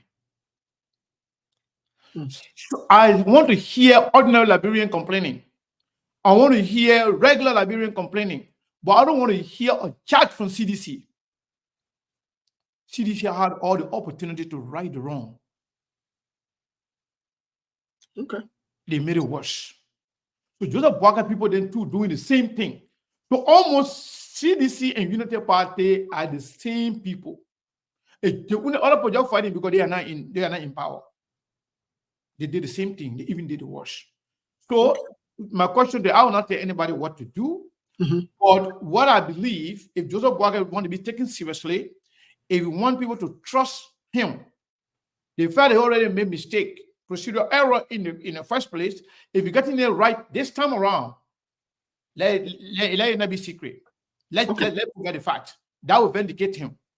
All right. But keeping it, then people will reserve the right to attach any connotation to their action.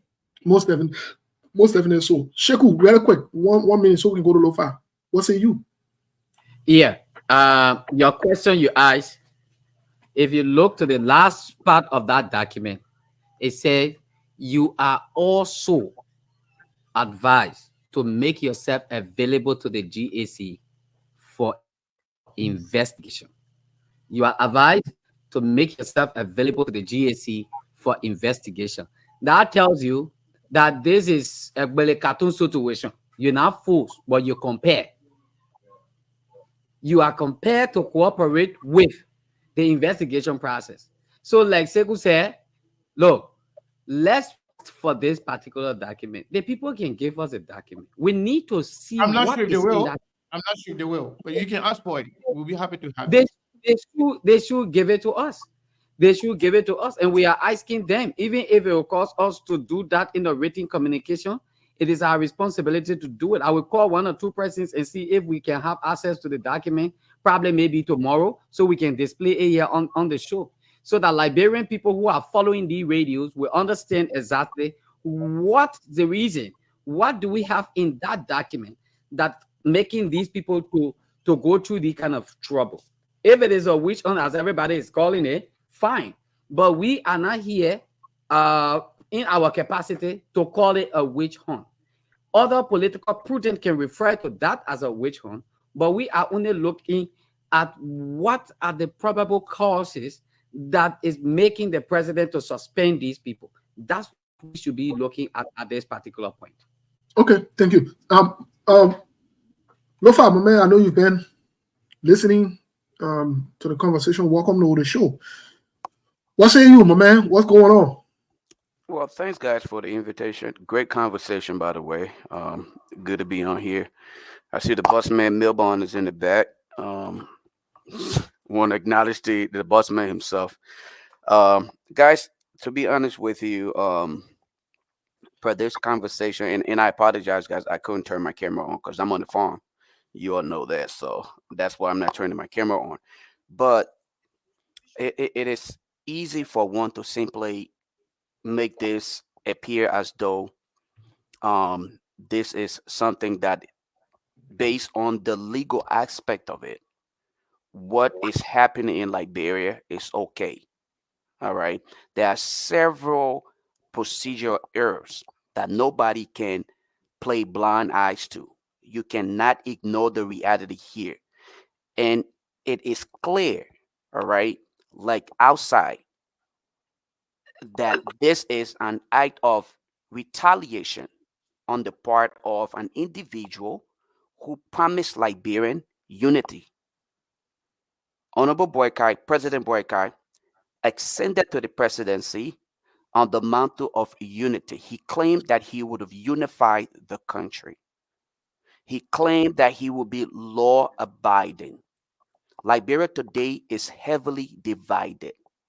The procedure errors that was stated in the court document is simply being highlighted here today again, based on the action exhibited by President Boykai. President Boykai initially joined the decision of having to have retired these people, all right, to remove them from their positions.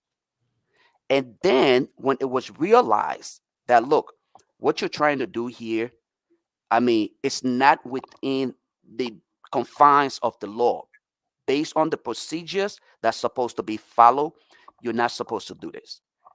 Then he decided to utilize another hook in order to make sure that he implements his way by all means. This is dangerous for Liberia's forward movement. And to what Sekou just said regarding sedition's contribution, I want to disagree with Sekou's statement.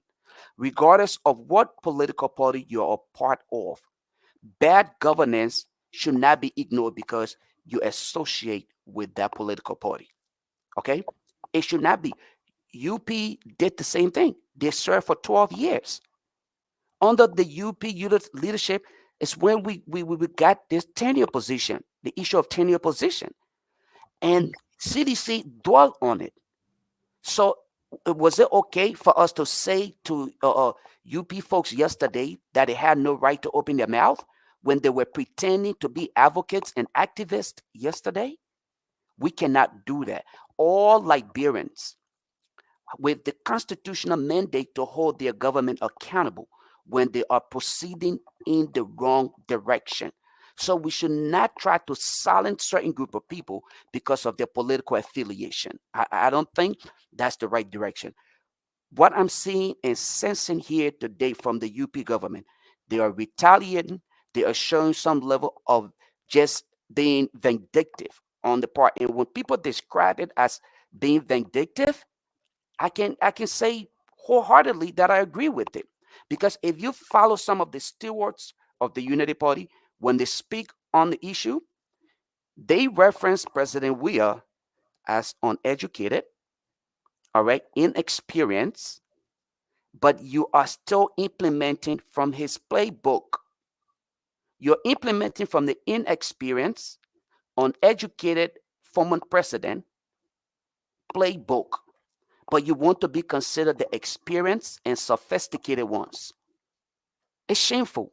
It's embarrassing for a group of people who claim to be informed, okay, and knowledgeable of governance, to have exhibited what they did previously and to do what they're doing today. Let me close on this note, and I will use myself as an example. Okay, Siku and the rest of the guys on here.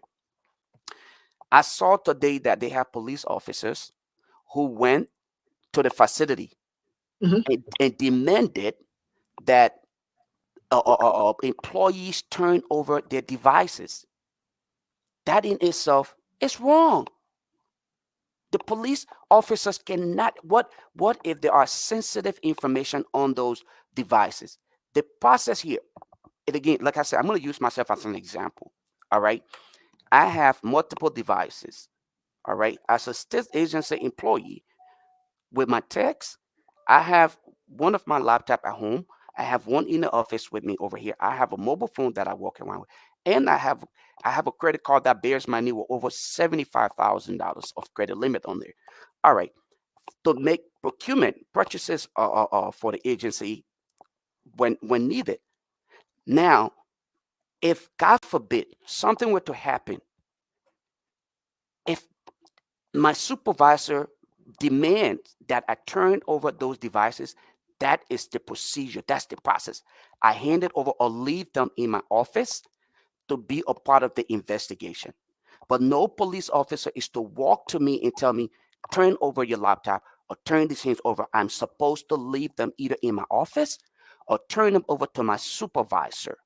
Now, if and when I'm terminated, I turn those devices over, God forbid, again, turn them over to the security on guard in the presence of my supervisor. Okay, thank you both. Okay? So Yeah, Thank you.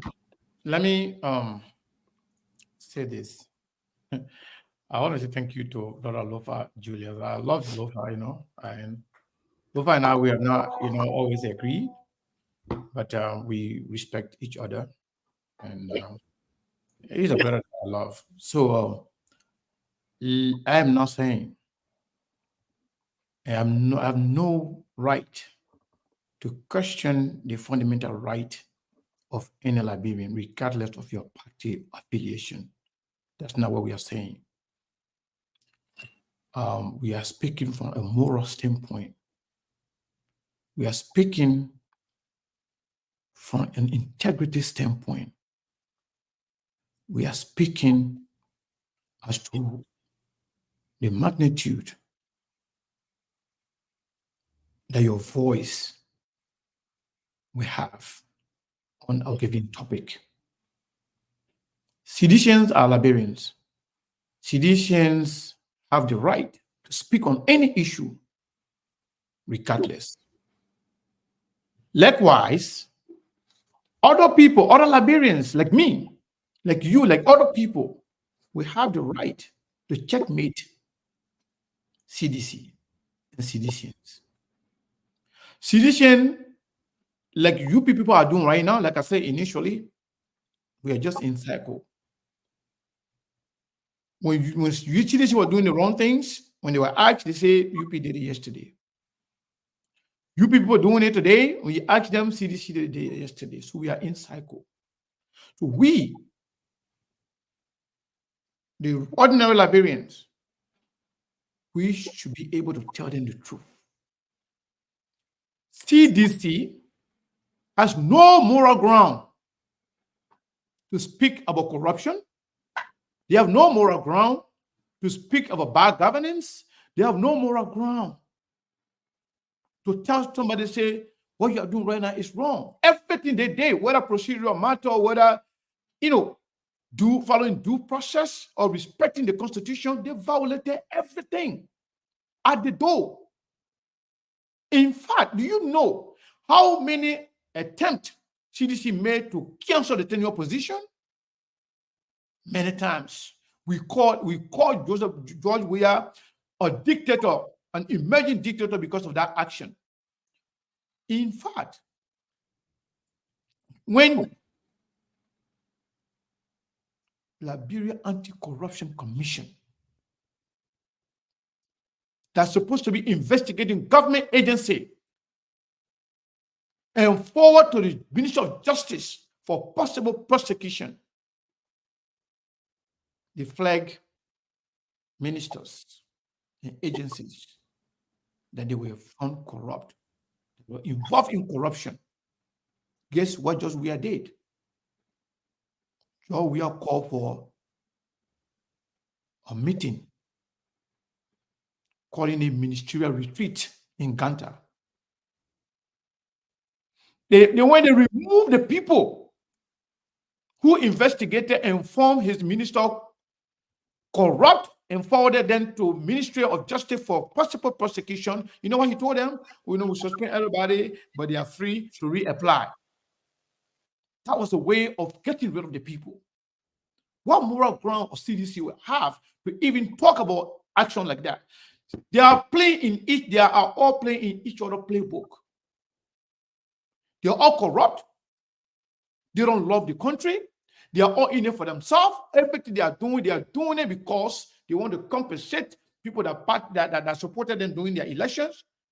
Joseph Boakai is not doing anything because he loves Liberia, because he wants to fight corruption, because Joseph Boakai really, really believes that something wrong is going on there. No, it's all about you do me, I do you. Nothing for Liberia. So we are not saying that Joseph Boakai or CDC or CDC don't have the right to speak. They can speak out. But when they speak out, we will be there to tell you, say, shut up. That doesn't mean you will shut up. You will talk. But we're telling you shut up because you have no moral ground to stand on to question the integrity of United Party when you even did the worst. So that's the point we are making. We are not telling them or trying to deprive somebody the right to speak. They can speak. But it doesn't mean when you speak, nobody should not question you. When you speak, people will be there to tell you, say, what moral ground do you have? What moral latitude do you have to even come here to talk nonsense? We even did the worst. I believe ordinary Liberians should get up and speak on those bad governance if they believe that Joseph Boakai's action contradicts the Constitution. Ordinary Liberians should have the right to say anything they want to say. But Steve, I have information to share with you guys.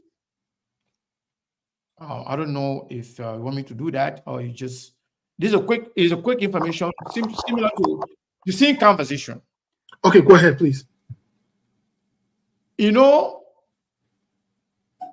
is confirmed now that George Weah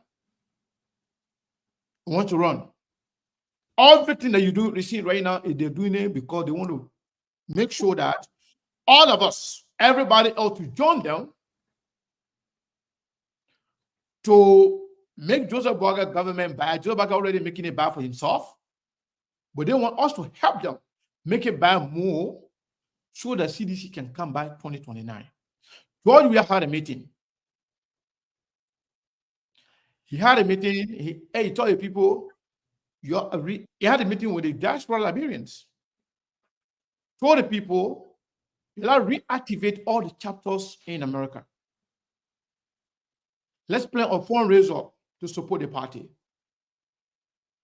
Let's have a reconciliation conference. And that one's going to be on Zoom. He said, in fact, he told the people, say in the meeting, the reason why I considered, now we know now, we didn't know before. So we are putting the blame on his counsels, his lawyers. He said his lawyer told him to concede to Joseph Boakai. He wasn't going to do it. He was not ready to do it. He didn't do it because he actually believed in the tenets of democracy or because we believed that Joseph Boakai actually won the election. But he's saying that the lawyers told him to do it. This is the George Weah doing his whole life. How many times George Weah have had any meeting with diaspora Liberians? Because people are saying, these CDCians are saying, oh, you know, but President Weah can come back. They made love, people lost their loving. The election that happened, you know, that 50-50. So we think he can come back. That meeting lasted for 3 hours. 3 hours with diaspora Liberians. And they were meeting today. He called other people, other political leaders. So I'm not going to sit here in as much as I'm against bad governance. But I'm not going to sit here to help another CDC coming back to power. Especially George Weah to come back to be president of Liberia. How did we get here? That's the information I wanted to share with you. Thank you, Mr. Kane. Let me say this. Moses, can I ask a quick question just for clarity? Sekou, real quick, please. Yeah, go ahead, please. Ask the question. I got a point to make here real quick. Go ahead. Okay, so Sekou, you said ordinary Liberians or Liberians should be the one speaking about bad governance. Is that correct? Is that what I heard you say? Okay. Yes. So what constitutes ordinary Liberians if that does not include seditions? What constitute ordinary Liberians? Just from my understanding. Yeah. So in this context, when I say seditions, I'm not speaking to the small money, the regular people then who can vote for CDC. I'm not talking about that. I'm speaking to the rank and files of the CDC. Okay. CDC former officials, mainly CDC former officials. If you follow Liberia today, everything that happened, I followed most of the show today. Those that were calling, those that were appearing, those that were talking, they were all people who are angry because they were taken out of power. They're not saying it because they love Liberia. I'm not speaking to the ordinary, the common man. Don't talk about the followers. I'm talking about the people that serve, the minister, the former lawmakers, the former, officials of CDC who are still, angry because they lost the election. This is what I'm talking about. Okay, but other Liberians who are just regular people, it doesn't matter your party affiliation. You can speak out. So you're speaking specifically of executive members, not executive, but officials, former officials of CDC. Okay, of CDC. Okay, fair enough. Thank you. Well, let me say this, and then maybe Mark, we hear from Mark, and we can go to the lines before we leave the video. Let me just say this shortly. In as much that I do not support anything CDC or Joseph Boakai, because I knew and I know Even if you give them 100 years, they will not do what is right. It is not in them to do what is right. They don't know how to do it. There is no amount of bringing the other person back and changing that other person. They will just be more like a recycle. But I will say this today on the show. If the Liberian people decide to support Jawia, I will agree with them.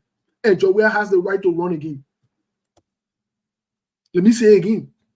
The people who do not believe that they should be liberated and they should be free and believe that they should be recycling themselves and choosing between Jawia and Joseph Boakai, let us say they got no other option.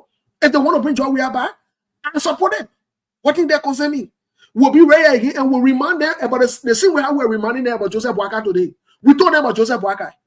They say we were jealous, we hate the person, we hate that person. They saw what Joseph Boakai did as vice president throughout his career. He do nothing for himself. He didn't do anything for himself. Like you will do something for, and you're going to put him there. You saw what Jawia did with the country, and Jawia said he won't come back, and you say you won't bring him. I still want to be very well. No, I'm not very well. Let him bring him back. In fact, anything they want to do, I will support it 100%. Oh yes.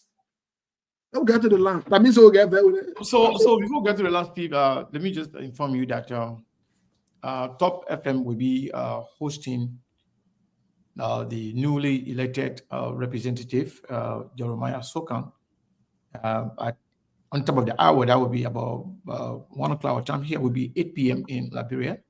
We will also be carrying that live on SKTV, just in case if you don't know. Thank you so much. Look, let's take one or two calls, Sheku, if we can, to hear from our people. I mean, I don't know the one bring Jawia about. Jawia won't run a constitutional right. But I'm saying, if anything you would do to make you free, I support it. Anything you would do to put yourself in slavery, I also support it. What concern me? I mean, so have my head. Like back in the day, I used to take a, no. You want to do good, will support you. You want to do bad, will support you. Any choice you make in our country, me, I will support it and respect you 100% for your decision. So we get ready to run. They ain't got run any. Citizen, you're 081-14-3504-0776-105. Let's hear from you. 081-14-3504-0776-105. Wherever you are, put your calls. Let's hear you. We'll go to the line. Take this caller. Hello. Good evening. Your name and where you calling from?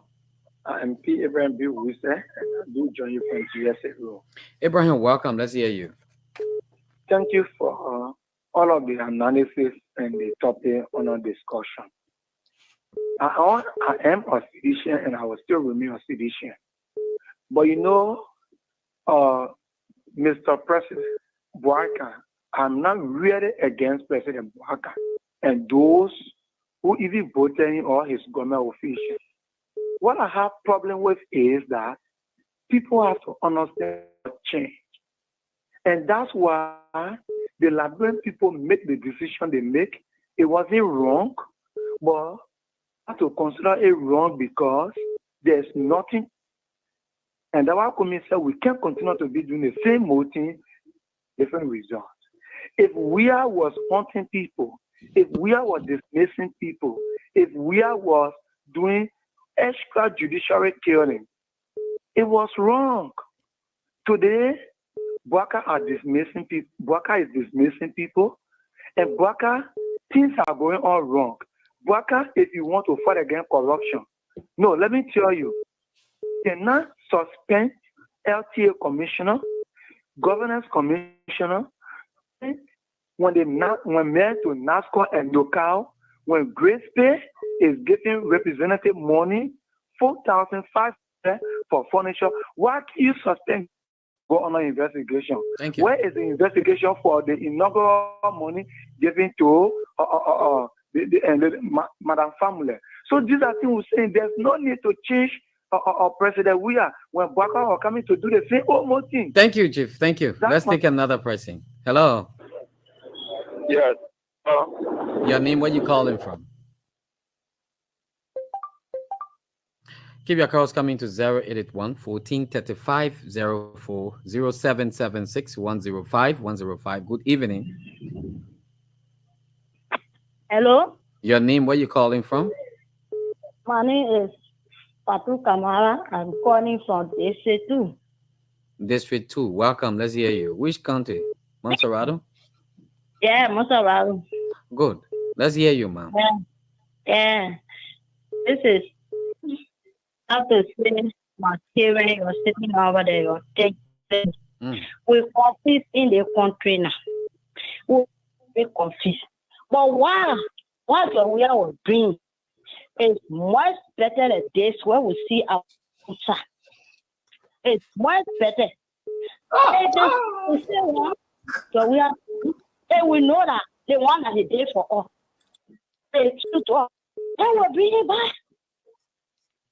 They will bring it back. Thank you. But what we see now is very, very, very, very bad. Thank you. Very bad. Let's take this person. Hello. Your name, where you calling? This is Emmanuel. Mom, stop laughing. And I listen to Sekou, right? And the way Sekou is standing on the platform, like, I don't know, maybe he got personal issue with President. We are easy, we don't know. But let me just say this to him. The thing that Unity Party is doing, that all of you people are joking with. This country is heavily divided. We expect people to come on and say to say we can reconcile. But for people to be on the platform, if you talk to Joe Ware and the other one, look, let me tell you, President Ware is no more president. Honorable Baka to the Liberian people that you were coming here to wreck on. Today, if Honorable Baka is misbehaving and people are talking, and then you get Sekou always have issue. Let me say, people Sekou to you. If the only Kumi you think will be president in Liberia, yes, they will die with hunger behind Joe Ware will die. Kumi can become president, yes. Sekou, you can say you Thank you. Tomorrow morning, we can make Kumi president. Thank you. Thank you, my dear. Let's take this person. Hello. Hello, sir. Your name, where you calling from? I'm Joe Cooper, calling from online community. Joe, welcome. Let's hear you. Yeah, the party running his government according to how people run their government before. Party gets checks. Party is not small board to say the action is taking against the 10 new people in Trinidad because of. Then the other man sit down on the radio there, he says, he happy, he say anything that brand people do, I will support it. How many people here, people want to do something here, we will support, almost like we talking like to say, we like brand will not know ourselves when we are wrong decision based on our own stability. That's what I'm trying to say. And we have wrong decision according to how we understand things. But you sit down there talking that they say, helping somebody in Liberia, how many people are happy here? And he's talking, yes, sir, yes. Thank you very much. We'll take another person. Hello. Good evening, Sekou. This is Smith, and I join you for Grand County. Okay, Smith, welcome. Let's hear you. Yes, so I have a little observation on the show. Go ahead. All of the panelists on the show, I think they are all sufficient. I will advise the host at least bring one or two persons, but at least to balance the show. Okay. Let's take. Hello. Hello. Hello. Your name? Where you calling from? Hello. What happened? Somebody we Yeah, somebody is listening to us on their phone. Yeah, hello. you don't do it. Yeah. Hello. Your name? Where you calling from? What's going on? 081 1435 04 0776 105 105. Let's hear you. Hello. Hello. Your name? Where you call from? Yeah, my name is James calling from District 12. James, welcome. Let's hear you. Yeah, like we are going to coaching joy in Europe. We don't want to we are here in power. It's so cool. Thank you. Thank you very much.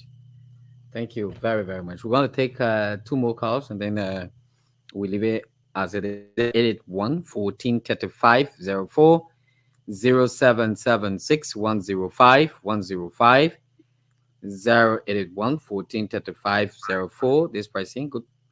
Hello. Hello. Your name? Where you call from? I'm Emmanuel calling from Grand District 1.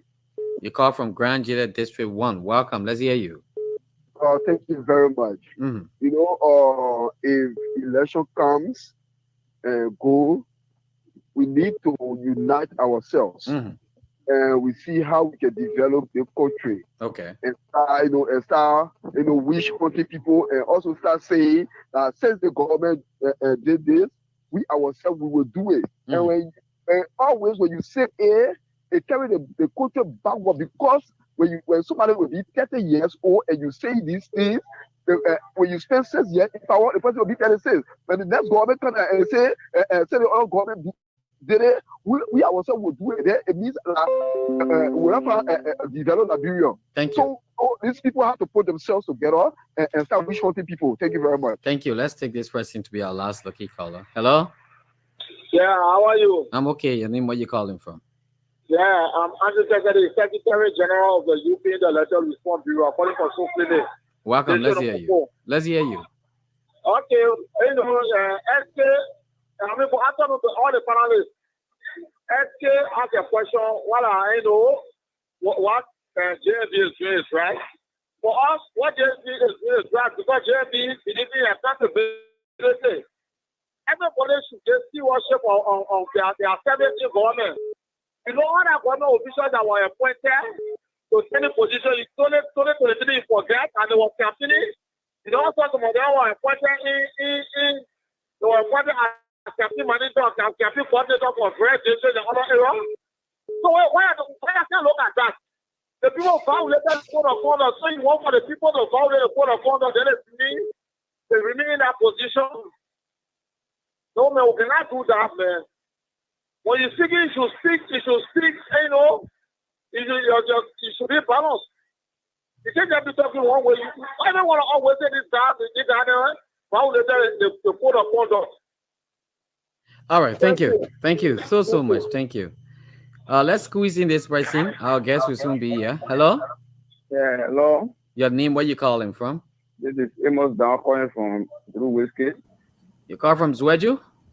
Zweju, yes, very good. What part of Zweju? From Zobwich. Welcome. Let's hear you.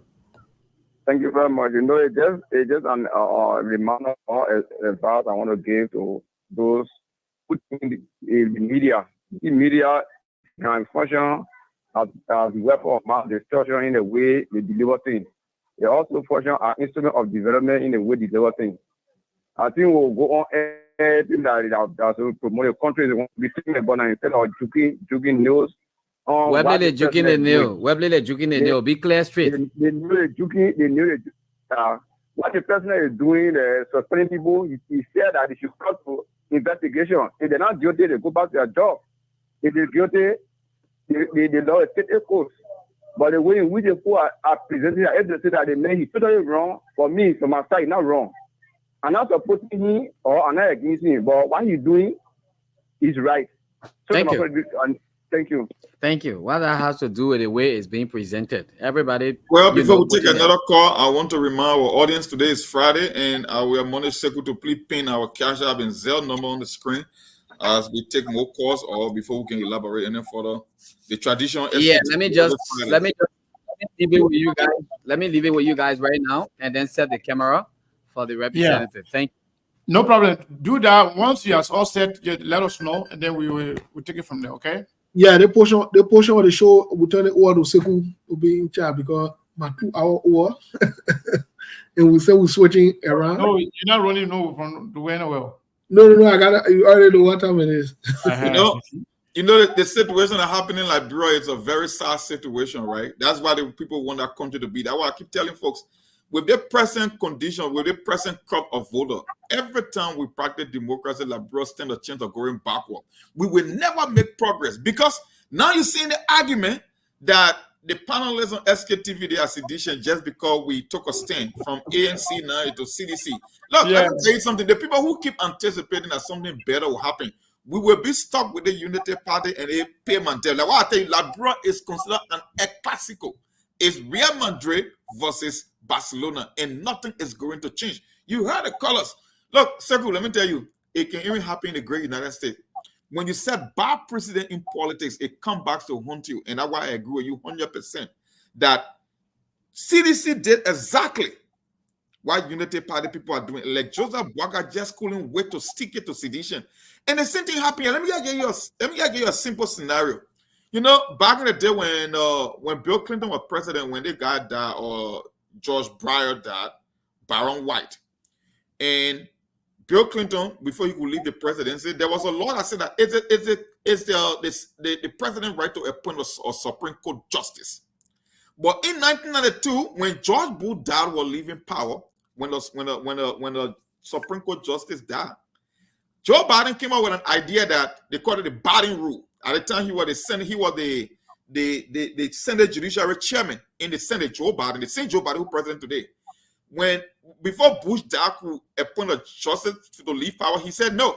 He came up with his own rule that when one party control the White House and another party control the Senate, we should wait, especially in an election year. The next president should be the one to determine who becomes the Supreme Court justice, and that's what the Constitution said. So guess what? Bill Clinton became president. That's how we got Ruth Bader Ginsburg. So fast forward to 2016, who died? Anthony Scalia died, or conservative Supreme Court justice. Obama wanted to bring Merrick Garland. So Mitch McConnell said, "Oh, you forgot what happened in 1992 when the other Supreme Court justice died? So we should declare election year. The next president should determine who becomes Supreme Court. So Merrick Garland is not going to be a Supreme Court justice. It was how Trump was able to get Neil Gorsuch. Because whenever you change the law to favor you in politics, don't forget, political power is swing. It oscillates between different political parties. So when you change the rule because you think it favor you, trust me, in the future it will come back to haunt you. That's exactly what's going on between CDC and Unity Party in Liberia. You know, I don't know if you guys already have the guest in, but I listened to Monk saying Liberia, I guess, remains between the CDC and that of the UP, which I mean, I disagree with. And I like the fact that he even used a Western country, the United States, to make an analytical point about where they went and how they got here. Let me tell you, Monk, if we sit aside and allow the few bad people among us, okay, to steer this the steering wheel, Liberia will continue to go down the drain. You cannot tell me by any means, shape, or form that the bad people are more than the good people. Let us be optimistic and fight regardless of where we find ourselves today. We will be vindicated at some point in time. History will judge all of us. Okay? Here's why I believe that Liberia will definitely change one of these days. Because the like of you, the like of Moses, who don't think he needs to submit to anybody who feels like he should be paying their school fees or buying their parents food before he can speak to national issue, we are still in existence. Okay? There is no reason why we should say Liberia would not change when the United States was able to elect a Barack Obama. Okay? When the United States gradually was able to abolish slavery, we can definitely change, but we need consistency.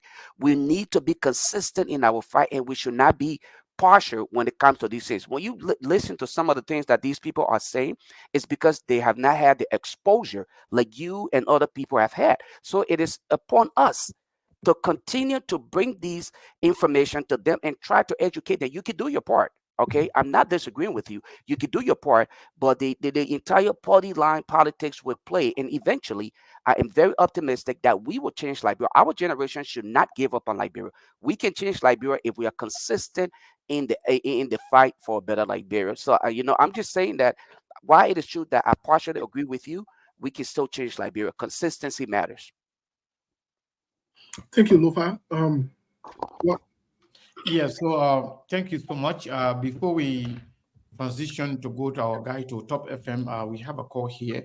Also, somebody asked, Sarah Tule, she asked to pin the Zelle number, which I just did. That number is on both Zelle and Cash App. So just so you know. So let me take this caller before we go to Top FM. I think the guest is already there, so we can continue to caller. What is your name and where are you calling from? Quickly. Hello, Sebu. This is Lina calling. Lina, how are you? I'm good. How are you? Good. You're live quickly. So we are about to transition to go to the other program. Yeah, I just want to make a quick point. So the whole discussion that people are having here, right? You came in only because John we are meeting today. You change the whole topic to John we are. Then John we are. Then why doesn't John we are there to you? No matter what you do, his follower on his staff. I don't care how much you buy Murphy, how much you hate him. You will not let people to follow Mr. Kumio. So the topic that the people were carrying, even a job we are there, the people that is why you're supposed to do some back for him to come to power and do the same thing, the same Joseph Baga, the same document that was discussing today. And you say CDC don't have the right to come and express themselves. Why we will not have the right now? Because Robert Jr. came in and make that point that we have right to speak. Now you try to distinguish and say, they're not an ordinary physician for them. You know, why you didn't say from the beginning? You say, well, I want to do that when we get come out and talk, so we don't have no right to talk. You will not start and guess what? We will still follow George Weah.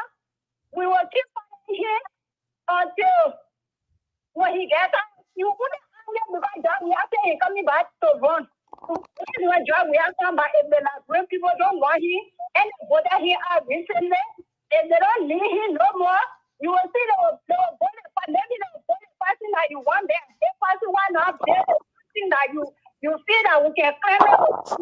When on the 2029, then they all come on board. Let's see if the person that is supporting all the picture we are going to go into this. You can keep. I want you to conclude now. When they give you time, you should also. I want you to conclude. You finish now? Oh, please, I want you to conclude. So I want you to conclude, please. Okay, so I want to say that no matter what you do, no matter what you do, you cannot silence us. We will see the same way you were just well, if you're speaking, you say that Joseph, that Kumi and Joseph Banda, the rest people not Joseph Banda, don't stop Kumi. He took power. Now you're trying to come back to John Weah. Keep coming, we'll keep coming too. All right, thank you. Now then we'll see. Thank you. Thank you so much. And this is the last caller. Caller, please, man. We please don't be like Linda. Her name is Helena, but she CDC big supporter, but she can change her name when she call. That Helena Flomo. But she calls her Linda. Go ahead, caller, so we can get to the representative here quickly, please. Yeah, good afternoon, guys. Good afternoon, and good afternoon to all of the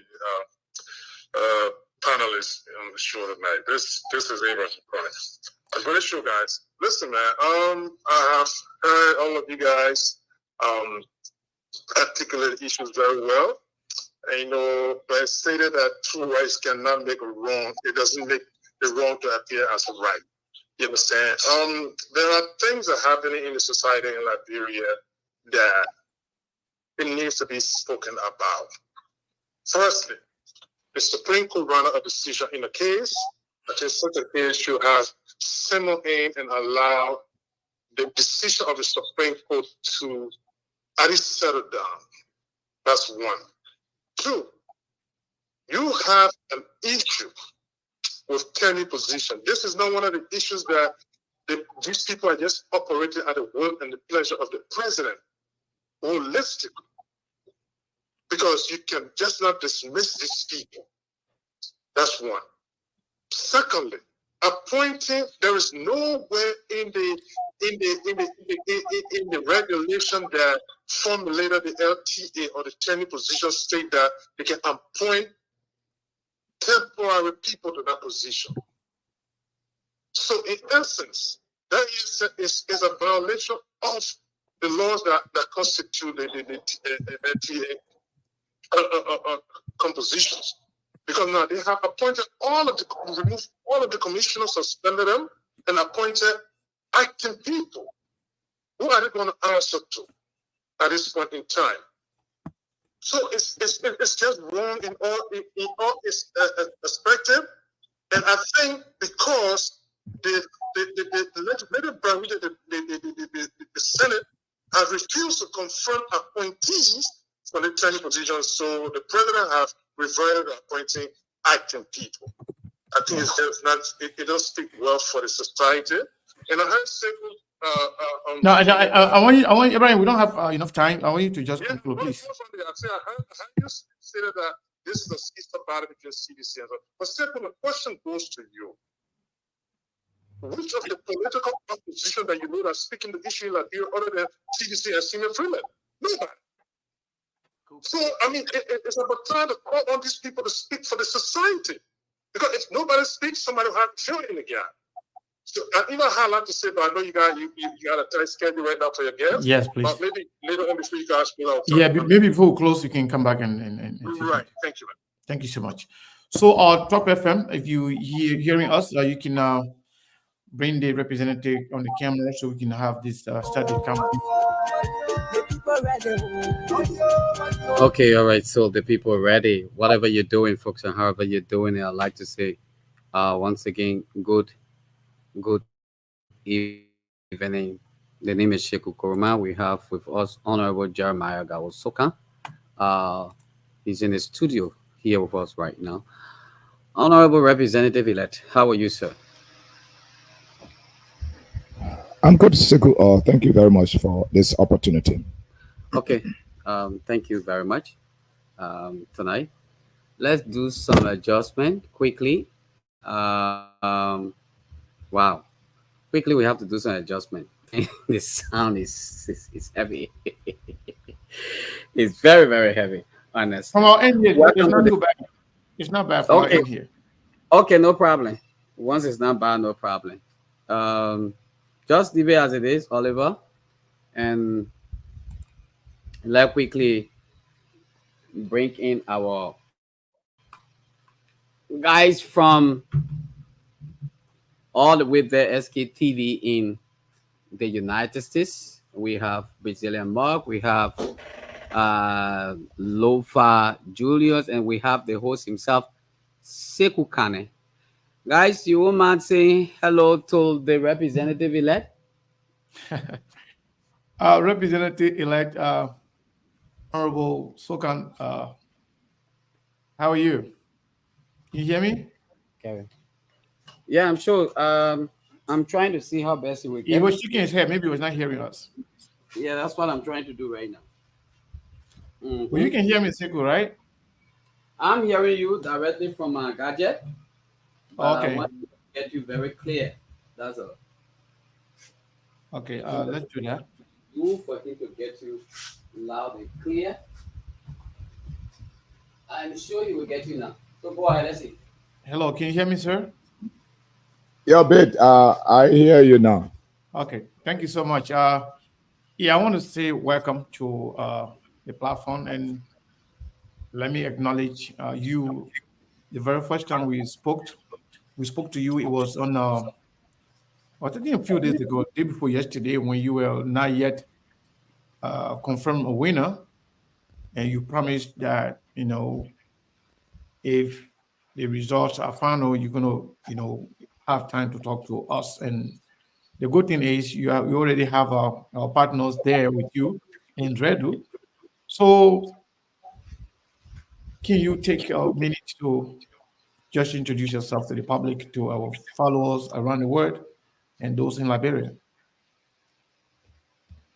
Well, thank you very much. As you rightly indicated, I think I had an opportunity to have a telephone conversation with you briefly, just during the course of campaign. Again, my name is Jeremiah Soan Senior, a Grenadian, a Liberian, and I'm happy to be on the show tonight. Thank you.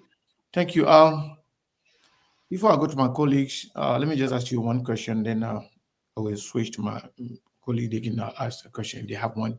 So I know this was not the first time you're running, and now you are the representative elect of that wonderful district, district number 1 to be specific, in Grand County. Can you walk us through some of the challenges that you face before we get to this date briefly? Quickly, Sekou, he will tell us the challenges. But one of the reasons why he decided to come to studio tonight is to first of all appreciate generally the people. He gonna say that he has the right. When I ask him the question, you don't teach him what to say.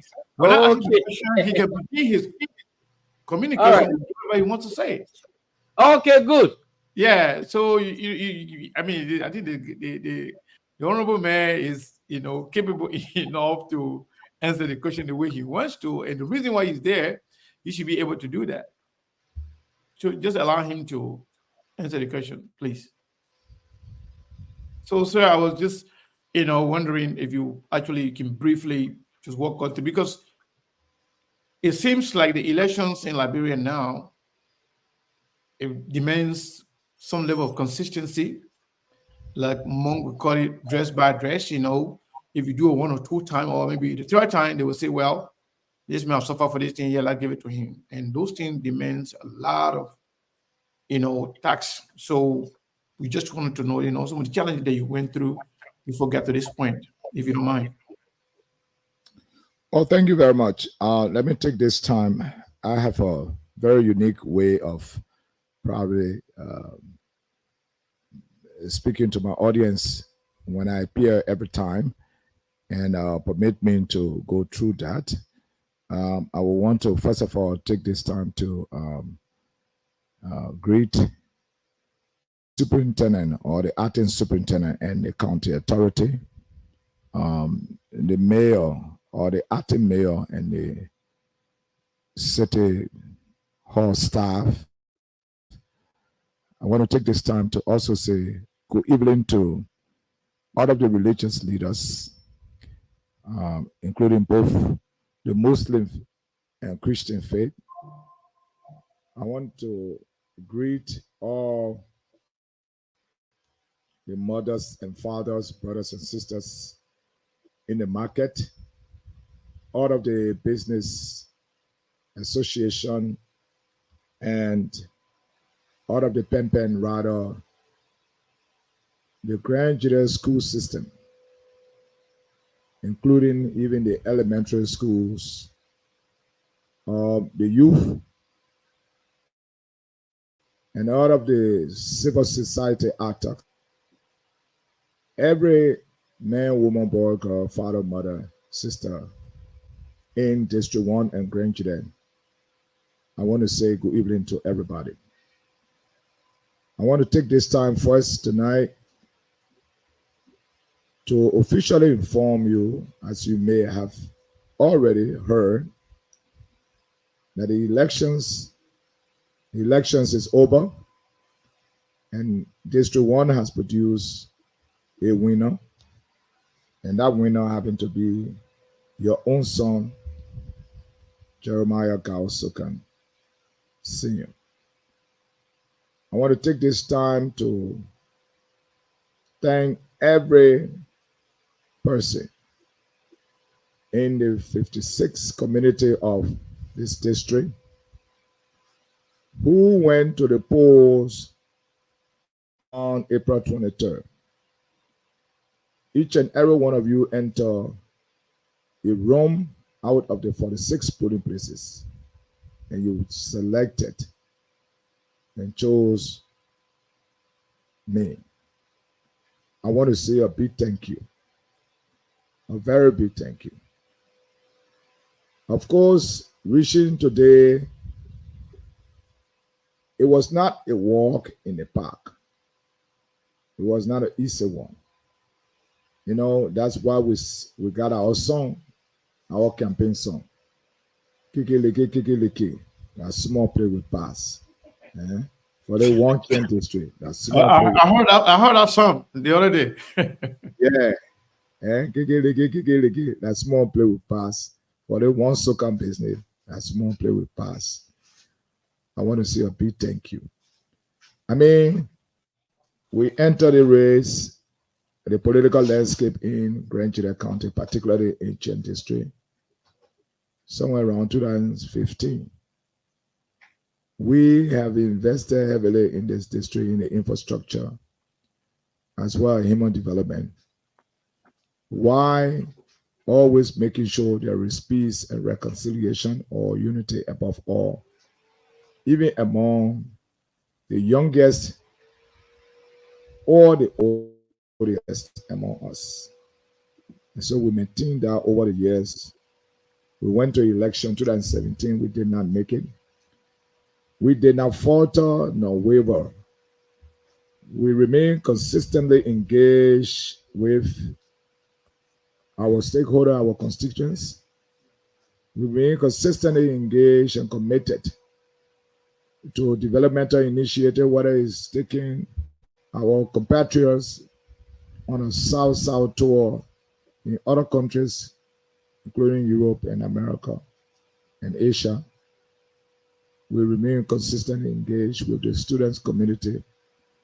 We remain consistently engaged with the entire Grenchinians in the county. 2021, we came back. We lost the election again by a recent thing margin, but as mayor and institution of peace, we allow the way of the people to prevail with calm, serenity, and pride. Fast forward 2023, we deem it absolutely necessary then to give way to the former and deceased lawmaker, Ms. Soul rest in peace, because we felt that he needed to prove himself, even though we could have been a very fierce contender then. But because we thought that we needed to give him a chance, we took a pause. Unfortunately, the demise left a vacuum that needed someone of an experience, someone of the caliber and pedigree to be able to lead this district. And we went to the poll, and the county spoke. We found our work over the years, our involvement in National Development Initiative, our involvement in shaping global and international policies, whether within the context of climate change or in a context of trade and others. The people of Grand Juda County wisely selected us to be the leader for the next 6 years. A decision we accept with grace and honor and with utmost humility. We are grateful tonight. And so specifically to your question, as I already thanked my community's leaders, I will go quickly to tell my campaign manager and entire Friends of Soca movement. I mean, this movement that comprises people who are by far committed more than myself to my own vision. I don't want to call names tonight. These guys are the source of my inspiration. Even when I doubted myself most, they believe in me, they push me. And in fact, tonight, the victory is theirs. I mean, they told me that we are not letting up. We will not slow down until we accomplish and be the leader of the district, because we believe that we can deliver and bring a change that is needed and relax the constraints, bring about a fresh leadership in the district. So I want to thank them tonight from the bottom of my heart. I really wish I could call names, but you all know how much I appreciate you. I want to thank you.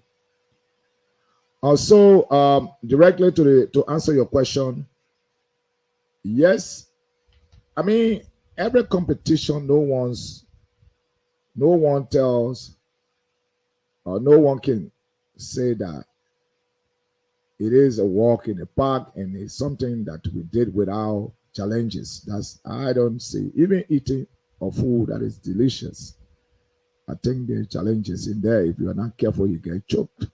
You know, even drinking the water, if you're not careful, you get choked. So yes, we experience and discover.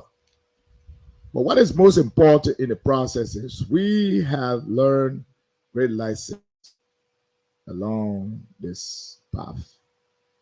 A lesson that shaped us, a lesson that formed us, lessons that matured us, a lesson that adequately now prepared us to face anything in the political theater. Some of those specific things were trying to understand fully what voters really want and were looking for. And as you mentioned, the Liberian society or the politics in Nigeria right now it is structured in a way where it vets people.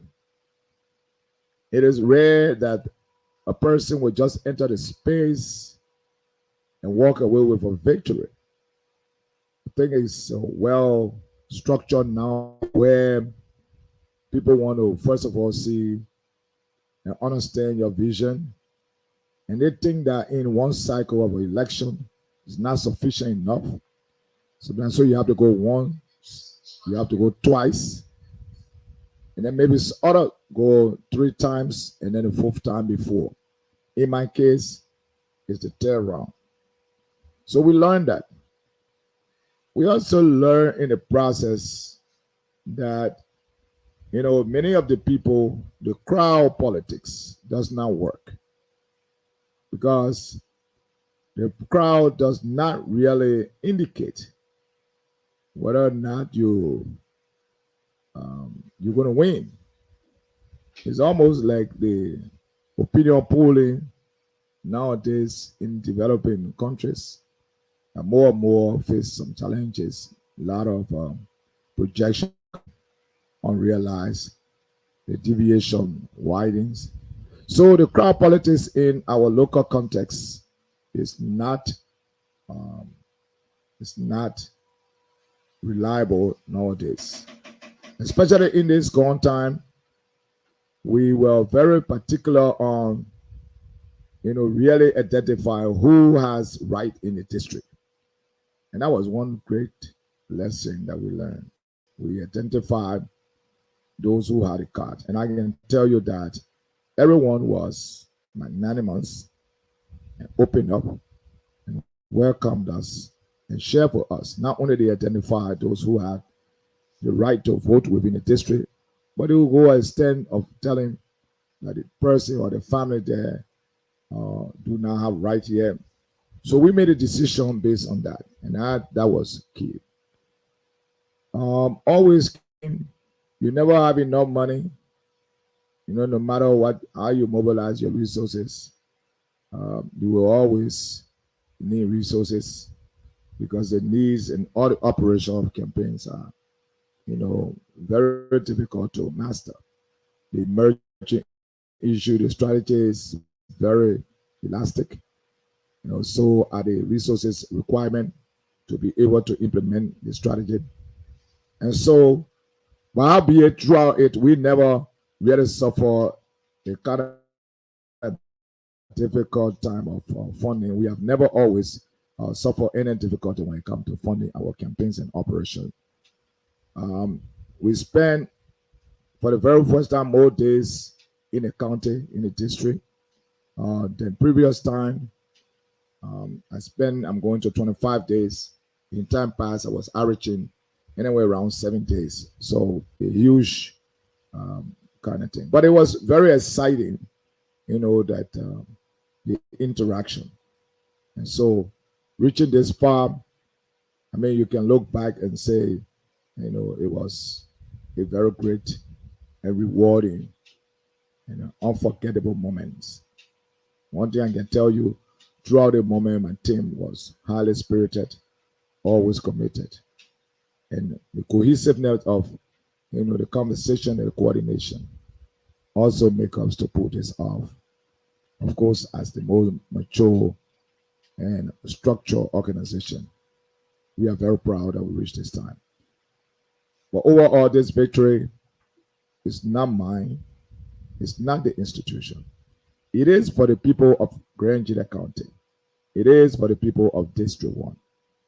It is for everyone who prayed and went to the poor. It was everyone who whispered in our ears that it was absolutely the time that we took the mantle of leadership of this district. Not only they spoke to us, they demonstrated through the action. Today, we are now employee of the people of District 1. We are grateful and we want to say a big thank you tonight. Thank you so much. Yeah. Oh, I blame you. Then we are. They no they but we do our own. More who are more Jeremiah Soan. They're going to yeah, I might get a day win long. We may king you know, community looking you know, blonde. Yeah, I'm on your ma, blue, ya bloody, mpass your name. Then we are, they know, but no, they are you, clear, what you are, they got block on you, clear, as you are quite on jam, pass you, get it, pass you. They're gonna pass you because when you see a transfer, they more to one and Joe, there's an employ, Kitty, Natia. They know me recruiting be they go they know a drum consazion power na pass you okay because the mo rawa de glon druen wo when say wo they are clear no perepe ye ni so apa kribo opa pejebo pass you kero as you we are. Thank you. Thank you so much. Thank you so very much. So, Joffa Julius and Monk, you guys have a question for the honorable man? Yeah, just before I ask my question, I want you to give some update, please, as to what's happening on the financial side. Today's Friday. I think so far, just 2 people that have sent something. 2 people. Wow. On the cash. On the cash, I have 2 person, and then 1 person.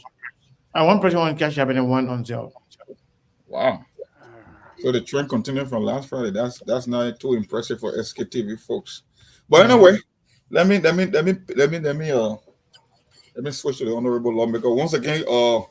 Welcome to SKTV. We got Sekou here in Lofa, including myself. But I got a question for you because I had no ideas as to your background. The only thing I knew about you was the fact that you ran before, and there was certain sentimental issue concerning your candidacy. People say that you were not, you got a kind of a Alassane Ouattara story that you were not originally from Grenjida, that your lineage came from the River G. So and you've been in the trenches for a while. People talk a lot of positive stuff about you, how you've been there, you've been in the vanguards, helping your people in the district, but for some reason you just couldn't cross to reach that threshold. Why you think changed? What happened differently this time around that you're able to pull it off from your own assessment? Thank you very much. First of all, the story not from here. I mean, I can tell you, I don't know what the definition is trying to talk about, because we do understand maybe Liberia has a system of patrilineal, kind of system in terms of family, relations. So the father owned the child, and then for unlike other countries like Ghana, that laying on the man's side. So I don't know is that perspective that maybe people trying to take about. Was born, raised in Grand Chile. Of course, my father Harris Sokan, the late now, um, then was from the lower Jida region, which was Weipo district, now River G, which I'm totally proud of. And my mother from Grand Jida, from the Gobo clan, the Riwo family, Kulo Youth segment. My mother is also from Zibi Town, the Chain Belt. I born, raised, my ABC, Kidong, all I studied Arabic RSH, which was junior high, and my secondary education at Israeli Multilateral before I would take off to go in SI in 1990. Eventually, my first university of Cocody, now University of Philly School in Cote d'Ivoire, before going to the state and going to the City University of New York. So that story of, I call it propaganda then. Propaganda. Propaganda came about from the competition, the fierce competition that I put up in 2017. So the Kennedy then, they were trying, they could not compete in every sense of the word.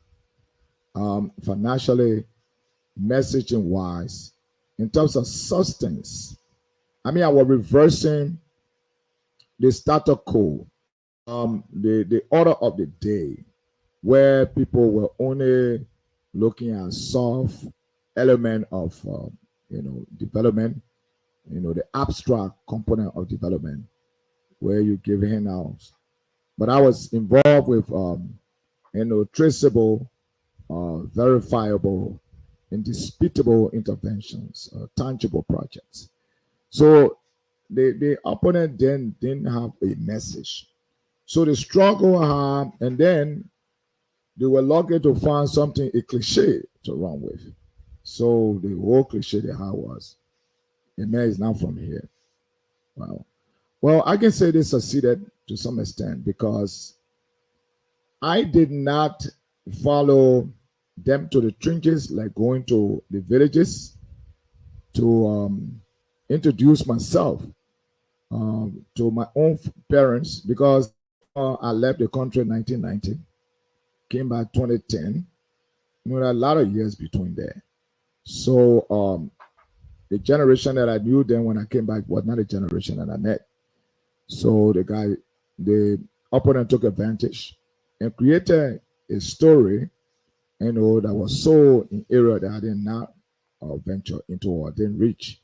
So they were successful to kind of sow that kind of, and it gave them, to their credit, it gave them the edge because the narrative and the propaganda, they well crafted it, and there was seeing a counter on the ground to the places it went, and so I lost vote in those places.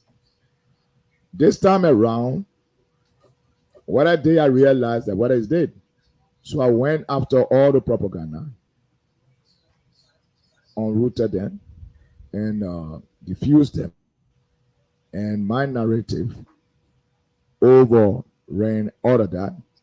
So the towns and the constituents then were shocked to the level of deceit and misinformation. However, they recognized it was late. So at this time, they realized and they came back with a fierce reaction to denounce those actions.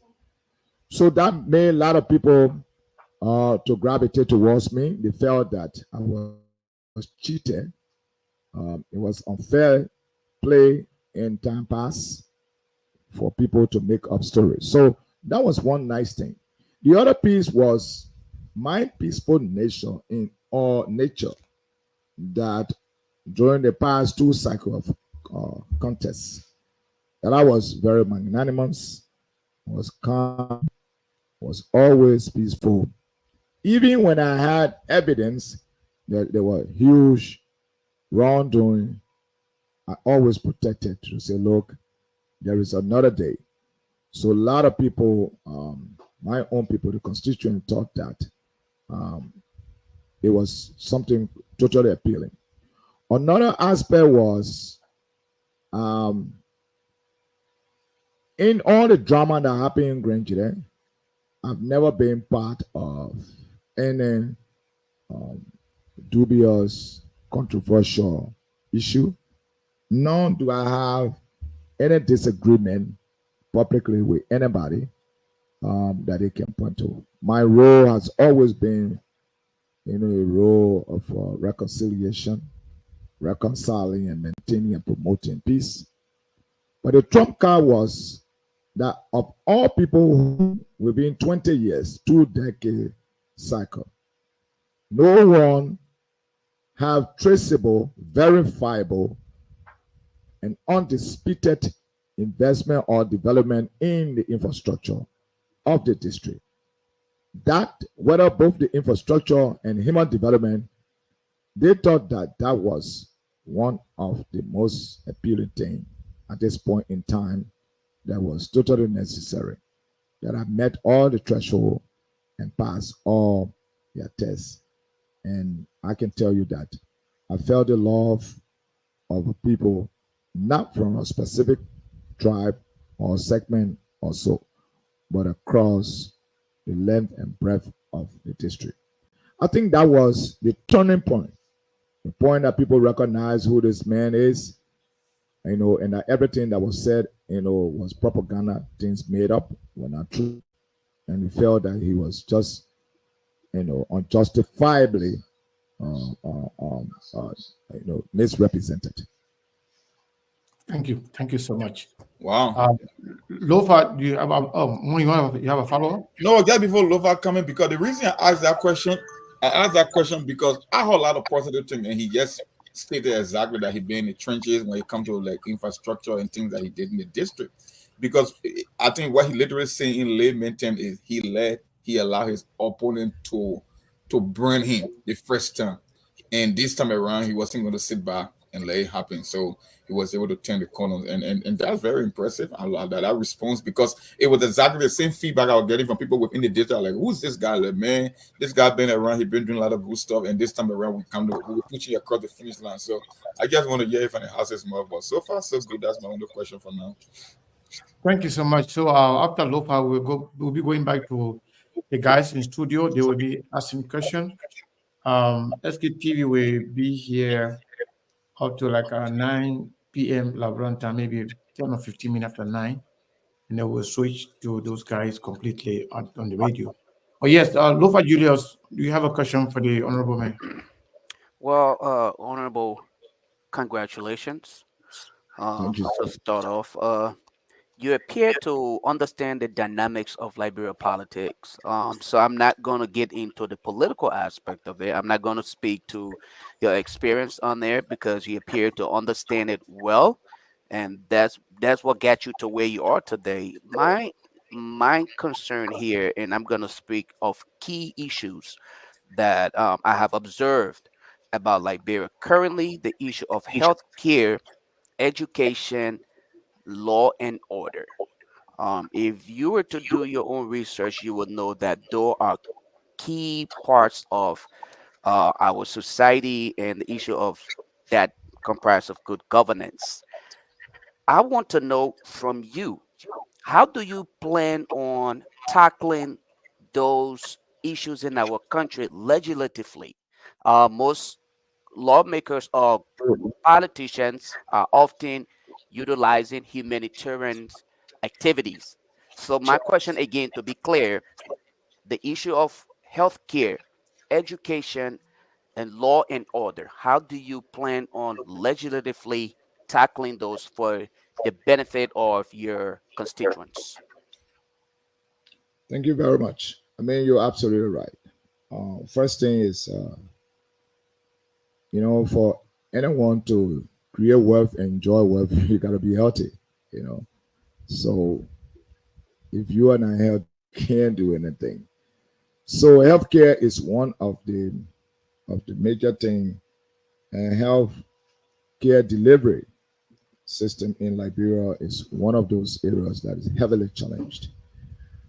During the course of the campaign in my constituent in District 1, Grand Chile County, I had the opportunity to, every time in Grand Chile, I visit the major hospital called Mata Tokma Hospital.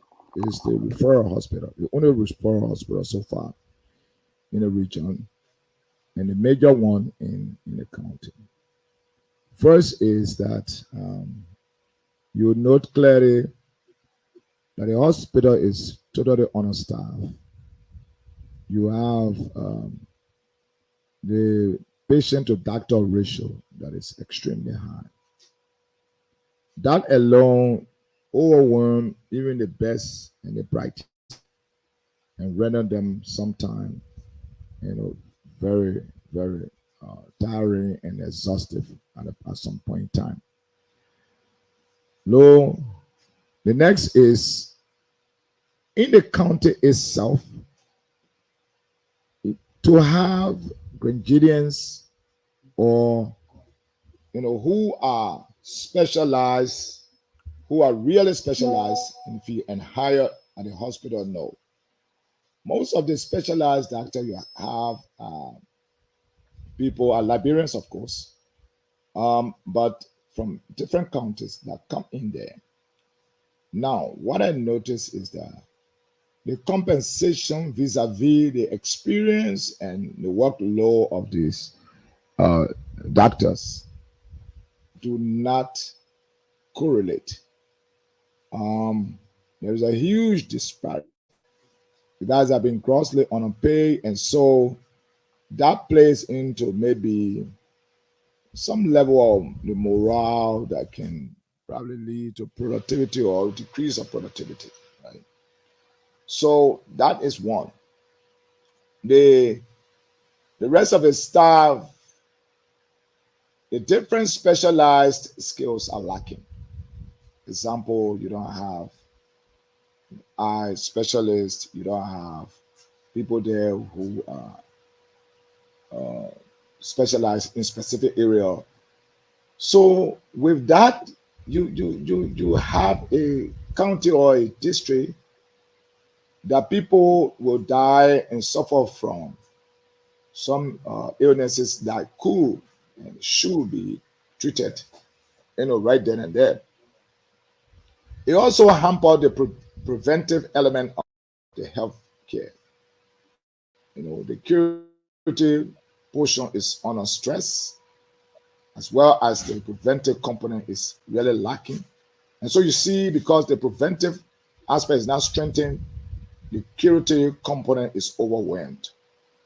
And the lack of medication ready to be available.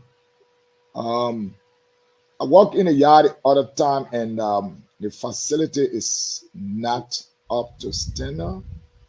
It needs more work in terms of renovation. The compound is electricity is a problem. So look, I can go and name it. All right. How do I intend legislatively? Remember, the lawmaker had three cardinal roles. One is lawmaking, two is representation, three is oversight. So we are going to look at, and the fine Liberian in Grand Chile in the health sector, I can think that they are replicated and the same across the country. So one of the few things that really have been the problem in the health sector is how much money that go there. I'm quite aware that government budget is limited, but I'm also aware that external resources from donor in a sector in time past has been heavy. I think one of the things that we have not been keen to do as I go in the house, when I have the opportunity, I will try to bring it to attention to my colleagues and find a way to bridge is the fact that how do legislature recognize and pay key attention to contribution from external sources that donor funding into the sector? I think to gain legislative scrutiny, monitoring, and also proper oversight, such that those resources can help the government If we're supposed to build 10 hospitals and the 10 hospitals are built, 5 or 8 are built by the donor money properly, then we make sure that they are properly staffed, and when the projects are over, government is able to responsibly be able to take them over without interruption the services or creating or leaving those buildings and other facilities dilapidated. I think that oversight, I'm not saying it, it's not strong. That correlation between the donor funded project and taking over to the government is not strong. I think from legislative perspective, I would probably try to see and be the person to strengthen that. I believe it can strengthen our healthcare delivery system. Education, yes, in the county, I see also that we continue to lay emphasis on tertiary education, the structural format of taking somebody from kindergarten, running them through 12th grade, and then running them through, university and all of that. That concept continues to dominate our society and shape the thought process of our children. I think that needs to be modified in the 21st century. We need to be able to not go and drive the kids through a dry, you know, science, English kind of thing all the way. But we need to put a spin on it and bring in the vocational, the technical vocational element of it. We need to bring in people to specialize, in high school to start to focus. Look, if you're going to go into sciences, go into sciences, and then you jump into the sciences. If you're going to go in the area of whatever you branch up. So I think from a high school level, sometime from 10th grade, we need to begin to do that. I will see how best it can be done. In a region, it is the best practice that is ongoing, whether it's in Ghana or in the Cote d'Ivoire, is what we need to focus on. The other piece, Liberia, is a construction site. We need electrician, we need certain skill set. So people don't have to spend 12 years or 16 years and 18 years or so before they can start to make money. I think if the guy can read and write and pass maybe junior high level, we branch them for those who want to go into electrical field and some technology, some go into carpentry or auto mechanic. All the things I think we need to give people the opportunity to do that, plumbing and the rest of that. And that's they would be able to be skilled labor on the field, while at the same time they're going to school and making money. So I think I will look at the TVET situation. I know that the colleagues in the house are doing well, but in my district, I'm going to pay attention to that. One of the key cases I'm working on now is Israeli Multilateral High School. The principal and I've been talking, he's been convincing me that the institution need to be an autonomous institution. He believes strongly that by that, the institution can be able to enhance a TVET component of it and be able to create and be able to train and prepare people in the region who will be very useful skill wise in the region, and that can not only generate money for themselves and their family, but provide the kind of workforce that is needed for the development that is coming in the region.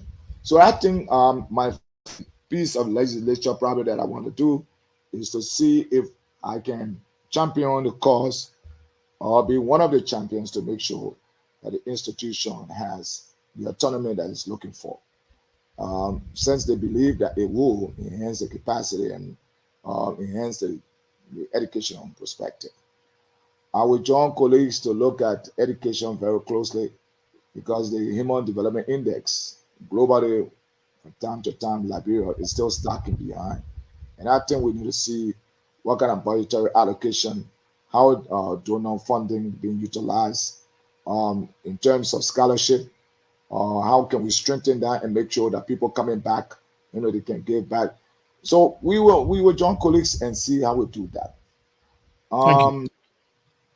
I think overall those are a few things that we're trying to pay attention to from the district perspective and nationally, and we look forward. Overall, those are key things in the nationally that we will join our colleagues and bring a new perspective, kind of innovative more pragmatic perspective to these issues. All right, Siku, let's take few calls. I mean, it's 2 minutes to 9 o'clock. Yes. Other radio stations are really off for just 1 hour, so we got two Yeah. minutes to. Yeah. So So let's. back to you. Back to you. You can take over from there. Okay. So put your calls on 0881 14 35 04 0776 105 105. Let's go to the line. Take this pricing. Hello. Hello. Hey, how are you? Yeah, your name, where you calling from? So my name is Dalimo, and I call from Kivio, Triple Corner. Welcome. Let's hear you quickly. 30 seconds. Yeah, great and wonderful. Let congratulations to the honorable man for the election. Dadima? Yes, Dalimo. Yeah, what happening with you? Go ahead quickly. Okay, my first question has to do with reconciliation. Reconciliation is very, very important for now to where we speak. My question there is we have 15% in the race.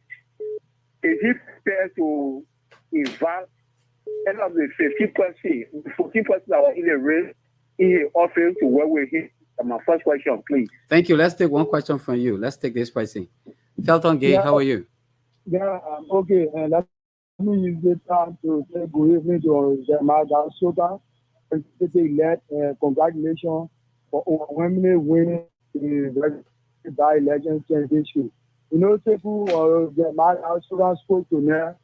He really won my admiration in the sense that he spoke that somebody probably has thought inside about the job that he was elected to perform. You know, he spoke, he touched all of the cardinal points. So I believe our people now make mistakes and also can want you to, they are believing you, I trust you, I know based on your experience. You serve as for 48 big developed countries.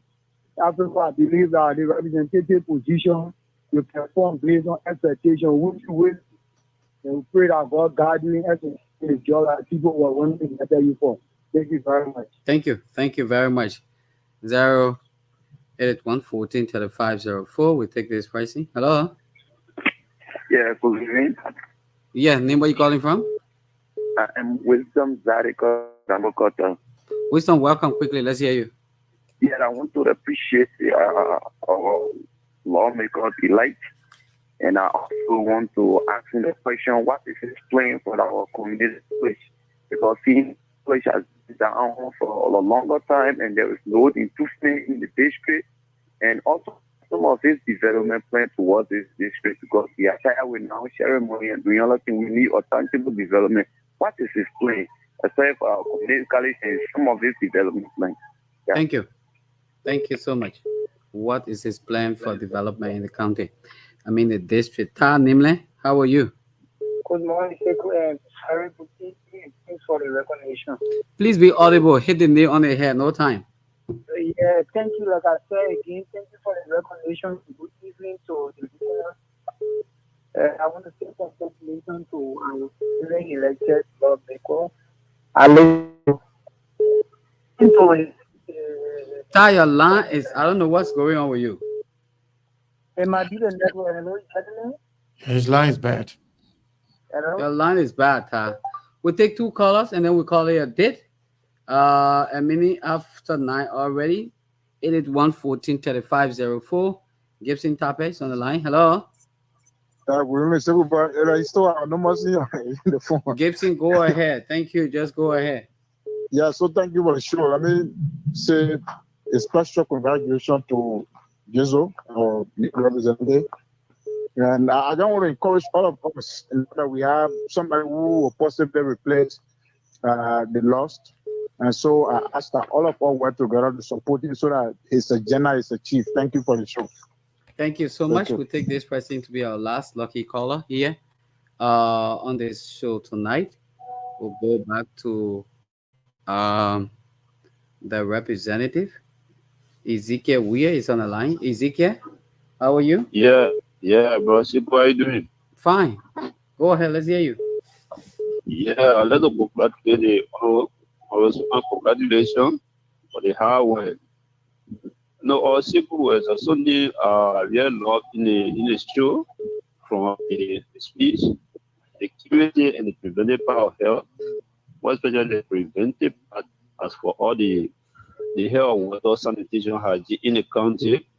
We are really prepared and really recommending that in a in a profile or in a plan to really see about the water and sanitation in the country. Because when the preventive part is working, in the hospital will not be packed. It will not be too packed with patients. Okay. Thank you. Thank you. Thank you very, very much. That's all time we have. And someone text and say, Honorable Representative Elect, what's your plan for the community college? These are issues. Chief, can you take like 5 minutes to address them as we take our parting comment to leave? I'm sure Seku. Yes, yes. So we will follow you. We'll be leaving soon, but yes, I think we have the time to do that. Thank you. Thank you very much. Yes, sir. Go ahead. Yeah, thank you. I think maybe some of the questions you will, if I miss any, you will just remind me of them. And, because- and not to cut you off, Honorable Man, please, let's have another Hello? time where you can come Hello? and sit down. We can have a full 2 hour with you, please. What? So what is it? I was saying that I would love to also have our whole 2 hours with the Honorable so we can have him, talk. We have more people to call in to ask questions, like where you can come in at 6 p.m. your Labrador time, where we start the show so you can have at least full 2 Honestly, hours. apparently when he gets to Morovia, we can send him a link and then Yeah. he can take his time while he's home and join the show. Definitely. Thank you so much. Yeah. Thank you. Thank you very much. All right. So I listened to. Let me thank my distinguished colleagues and friends tonight from the district and the county, and for whatever they are, for their question, comments, and support. Let me speak on the issue of reconciliation. I think that's what one person came on. Absolutely, my dear brother. I will not hesitate to reach out to the 14 others. I mean, for those who follow my track record, it is an integral. Is it is part of me, right? It's in my DNA to always, you know, no one has a history or no one can point me to say somebody myself how I even people who are myself feel as they contested, right? We end up being friends, and so I have a record of that. So yes, reconciliation is an integral part. It's in my DNA, and so I will look forward to doing that. And let me tell you something: except very few person among the 14 people that contested, many of them are buddies. These are people who are not, mean and laugh. In fact, by the way, during the the debate and the election, I mean every time we met, we'll crack joke, So I mean, so we are brothers and friends. Okay, so yes, it's no issue for me in terms of reconciliation. And I think the reconciliation also is one of the major things that coming in as the district representative of District 1. We know that I'm aware of the magnitude and the sensitivity that involved in for me to make sure that the county, the district united. We just been out of 2023 elections, and then a lot of pleasant extraordinary events took place, things drew people apart. So I'm aware, and that is number one agenda item that I work on, even at the legislature, the legislature. The colleagues that will meet there, we will endeavor. I will be holding trump card, right? And I will intend to utilize our role to work with all the other senior colleagues who will meet in there to make sure that the interest of the county and the people is paramount and take precedence over everything. So you can count on me for reconciliation. On the issue of what will you do with community college, I think I'm also aware of two things. One, somebody brought to my attention the nursing department that is suspended nationally, which makes many student in a department now, not doing anything. Some of them maybe found themselves to remain welfare. And so, what would I do with that? I mean, I was clear to say, look, we'll review.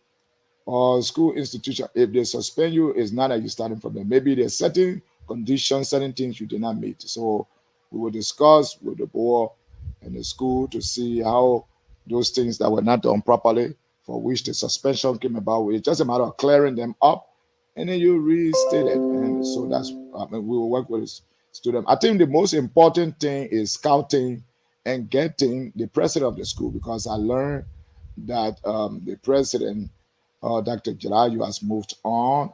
So I think that's the most important thing. And I will work with my colleagues to make sure the college is paramount and we pay attention to it.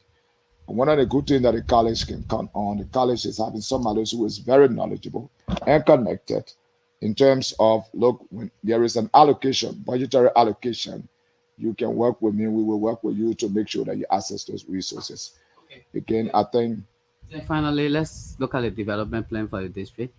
Oh, wow, the development plan for the district is straightforward. My platform got all we want to think about, but my focus in this district is, you will agree with me, the roads in the district is bad. The road network, not bad is not a word, deplorable in the city. As representative, through the oversight and my personal involvement, we will. My prayer is that if the rain does not, and I are able to work through certain things by Christmas, I don't want to see a pothole or water in the middle or in major corridor in Swato City. That is my focus. I'm going to consume myself, focus to find true oversight, responsibility to be able to do that. The second piece that we want to make sure, while other cities are enjoying alternative sources of energy and energy, electricity, and all around, Grand Zwedru is in a dark pitch moment. It's a dark spot. Over our period of time, we will, through again our oversight responsibility, engagement with development partners as well as the government through the executive branch, we will ensure that the 56 community in this district have light. Those Electricity. electricity. Wow. We will ensure that. As a matter of fact, we have already begun. We spoke to Jeremiah, who you know. We asked Jeremiah to do an assessment of the distribution and transmission starter in this in the district. He's working on that. So we are committed to that. Um, we've been known for solving daunting developmental tasks. We bring that experience, that network, and that skill set to this job. And we are committed to transforming. Let me show you, let me tell you one of the other things I'm doing that probably, already we started engaging to see the issue of cattle parading in the street in the city. I can tell you tomorrow, we already met the stakeholders involved. We met with the Association of cow seller, and we have an understanding of how to address the issue. We're going to check few areas to make sure if it is feasible. So we're beginning already to address some of the externalities and some of the things that have been daunting and dogging this for a long time. I can assure you, we will transform. We are here to do those things that people never done and people think are difficult to do. We will take them on and address them. Thank you very much. Seku, can we take our parting comment now? Of course. So, Honorable, you actually, your first appearance, if this is your first appearance, if I can say, it's kind of impressive. You talk slow, but you articulate well, and I think you make sense when you speak. So hopefully, like some of the callers have said that the people did not make mistake, and we look forward to talking to you again, both on SKTV and also on Top FM when you are available. Please like we have done with a lot of other lawmakers. Don't close your door. We will be calling you on serious issues, on some issues that people can be running away from. We will call your attention to get your perspective on those issues. I want to say thank you to you. You can have your parting comment if you like. Yes, sir. Go ahead. Your parting comment. Well, tonight, the show for me tonight is simply to say a big thank you to everyone who took their time to go to the pool and cast their ballot in the interest of our district. And I want to say a big thank you to the district for placing their confidence in me and trusting me with the role to be the leader for the next 6 years. I ask that you continue to pray for me. We are partners. We're going to be working. I will depend on you and rely on you. All of these things that I want to do will not happen without your cooperation, without your support. Whether you're young or student or adult entrepreneur or a farmer, we are all partners in this. Please, let's work together and make our district a better place. Thank you so much for your confidence. God bless, and let's stay safe. Thank you. Many thanks all the radio station in Grand Jude, Smile FM, Flash FM, Voice of Jude. We'd like to appreciate you so much for the relay, and thank you so much, Seku, for allowing us to use this platform that has today over 500 viewers in making sure that Honorable Sokan have time out with even the dark engineers. We'd like to appreciate you. No problem, no problem. We look forward to hosting him again. So thank you, Honorable. We will see you again. Thank you. Okay, that's all the time we have. So Monk, I know people, how people gravitate more towards politics. When I say politics, negative politics. Yeah, people don't like. They like the G's. Yeah, the G's to anything. This guy, his conversation was very, very brilliant, and he actually